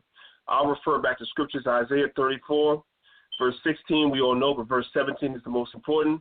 The Most High told the prophet Isaiah he divided the prophecies to the prophets by line, meaning that aside from Moses and Solomon, none of the prophets knew everything. The Most High gave them their piece, but together, when you put the whole of their visions together, then we know everything. So all of us have a lane. In this day and time, we say stay in your lane. Understand your lane and your strength. If you're a historian, be a historian. If you're a linguist, be a linguist. Whatever, if you're a scripture guy, be a scripture guy. Be that guy. Understand your limitations, understand your strengths, and be open to other people who may be stronger in something than you, and learn from them and understand you can learn from everybody. And that's how we're going to be strong, man. The problem I see in Israel right now is everybody thinks that they're a jack of all trades. They know every goddamn thing. And you don't. It's just that simple. I'll fall back, Sal. It's all yours. All right. Have you heard? Yeah, go ahead. Yeah. I was just making sure I was back in. That's all. Yeah, you did, brother. Matter of fact, let me let Anonymous say something, and I'm going to let Mikha'el say something real quick, too. Go ahead, Anonymous, quickly. I think the brothers in the room already took care of it. So I know when to just be quiet. They knocked it out. I can't add nothing to what they said. All right, let's go to Mikha'el. Man, I got to say, Shalom, thanks for having me on. And Danyaahla, man, that was a fact. Everybody have a role. And, like I was saying, when the brother was saying that, if you're a teacher, then, you make sure that certain words are clear. And the KJV was thou, this, and all that. And, like my whole thing is, in the end of the day, if you're a teacher, then you should be able to accurately translate that. But then you need a translator. You can't go off a commentator who not even an Israelite who know how to oracle to God. So I agree with Danyaahla. Everybody play their position in this whole thing. And so with that, I'd just like to say, man, everybody just stick to the script, keep it going, and we gonna all put our own piece in. We're going to get it together, man. We're going to get together. Oh, can I say something? Can I say something real quick? I just want to throw this in there real quick, right? Let me just say this before. Let me just say, because you're going to end it. Isaiah 51:20, this is my example. This is when I use 5 different translations together, including the Hebrew and the Septuagint. It says, thy sons have fainted, thy lieth the head of all the streets, as a wild bull in the net. Now, when you look at other translations, it's an oxen, another one like a buffalo. And you know what I learned? It wasn't about the animal. It was about the essence of the animal. What did all those animals have in common? They were strong. Now, if that verse would have said a bird or a snail, then we would have a problem. So I just end with that. Shalom, shalom. No, that's it. That's it. All right. We have like 9 minutes in the air, fam. We have 9 minutes in the air. Again, that number to call in is 319-527-6239. If you're already on the phone line, simply press number 1. If you have any questions or comments, I see a few calls just dropped. I know maybe it's Blog Talk Radio. We had a couple callers standing by. Once again, that number is 319-527-6239. Once you call in, you got to press number 1 and we'll add you in. Other than that, we can pretty much get some last words if we don't get anybody else that's going to press number 1. But we appreciate everybody that called in, of course, all the callers out there, and Priest Danyaahla who stayed on, Mikha'el, of course, my co-host, Anonymous Hebrew, Moreh Yeftahk, and of course, Brother B.A., hosting the Man Up segment. You know what? Yeah, nobody else pressing number 1. So let's get some last words, family. Let's get some last words. I know, B.A., you got to run real quick. So, B.A., you go first, brother. Yeah, much love to all the brothers on the panel, and much love to all the callers. You guys are appreciated. My main concern about this movement or about this cause, our people, and what really concerns me is what I've been noticing as of late. We have our enemies. I know I don't have to say the names of who these individuals are, but we know who they are. But I see a lot of former Israelites coming out of these camps, and they are coming out, and they're going to Christendom, and they are coming with I just see a lot of people coming out of Israel leaving, and it's like it's an actual new hate. They're allowing a few bad apples ruling their understanding for the whole overall movement. And it's a shame that there are individuals who used to be Israelites or who were Israelites, and they just left this movement or left this way of life. It's a shame because this is actually an enlightening way of living, especially if you're doing it correctly, if you're doing it the best of your ability according to how the Most High called it.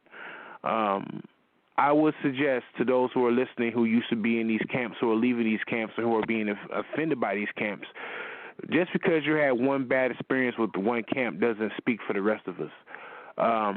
I ask for you guys, if you're having any type of concerns or you're having any type of issues with being offended by other people in this movement, there are various brothers in this movement. There's various sisters in this movement who you can reach out to and talk to. Just don't leave and just make it seem like all Hebrews are just all bad and we're a cult and we're just demonic and we're just devils and all this kind of stuff and all the negative publicity that we get. I suggest that the individuals who are leaving these camps and who are going back to Christendom, that's fine if you want to do that, but don't make it seem like we're the worst individuals on this earth, because that's not true, because you came into this movement and it was something that brought you in, and you allowed something to bring you out. So just remember there was a reason why you came in here, And just because you were offended doesn't mean that this whole movement is just all bad. And for us as Hebrews, I think we need to start reaching out to our brothers and sisters more often when we see people who are stumbling, who are having issues, or who are being bullied by some of these individuals in some of these camps. If we notice it, let's not turn a blind eye to it. Let's be available to our people like Christ was. Even though Christ, he had a mission, but one thing about it, he made himself available to his people. Even though he didn't put up with the madness of the people, he wasn't about all the games. Same thing with the prophets. They came to the people. They made themselves available if they were needed. So I think as Israelites, whether our men, our sisters, and our brothers, all of us, we need to make ourselves more available to each other. This is how we're going to get better, and this is how we're going to get stronger, and this is how we're going to elevate past the hate and everything else that comes with it. And with that, my name is Brother B.A. I'm Sacramento, California. Any of you brothers, you know how to reach me on Facebook, B.A. Ben Abraham, B.A. Ben Abraham on Instagram. My YouTube channel is B.A. the Student. For those who would like to reach out, stay at me. Much love to all. Shalom. Shabbat shalom. All right, we appreciate those words. Moreh Yeftahk, last words. Yeah, once again, Brother Sal, thanks for having me on the show. Brothers, listen, the conversation is there, and all the steps are being taken in the right direction. What we're doing right here is the fulfillment of prophecy. In Ezekiel 37, the prophet was asked the question, Son of man, can these dry bones yet live? And the answer to that was, oh God, only you know. You know, for us, the dry bones was us being ignorant, wondering if we could actually come together in spite of our differences and be one as a nation. Later on in that chapter, he goes on to say the stick of Ephraim and the stick of Judah will once again be put back together. Will once again be put back together. We have to understand that if we want this to work, we have to want this to work. And I'm going to say that again for those who may have missed it. If we want this to work, we have to want this to work. That means we got to learn to put aside our differences that we know we can't get past, build in our commonalities, continue to study these scriptures, apply them as God intended them, and then he'll bless us according to what we have. So, Brother Sal, once again, I thank you for having this segment, for inviting me onto the show. I hope that you'll continue to invite me onto segments such as this, because I thoroughly enjoyed myself. And I give a big Shabbat Shalom to all who hear from us. I am Moreh Yeftahk Ben Dan from Congregation Beit Da'at Akakma Uvina, better known as VCB, and I ask that the Most High God bless you all. Shabbat Shalom.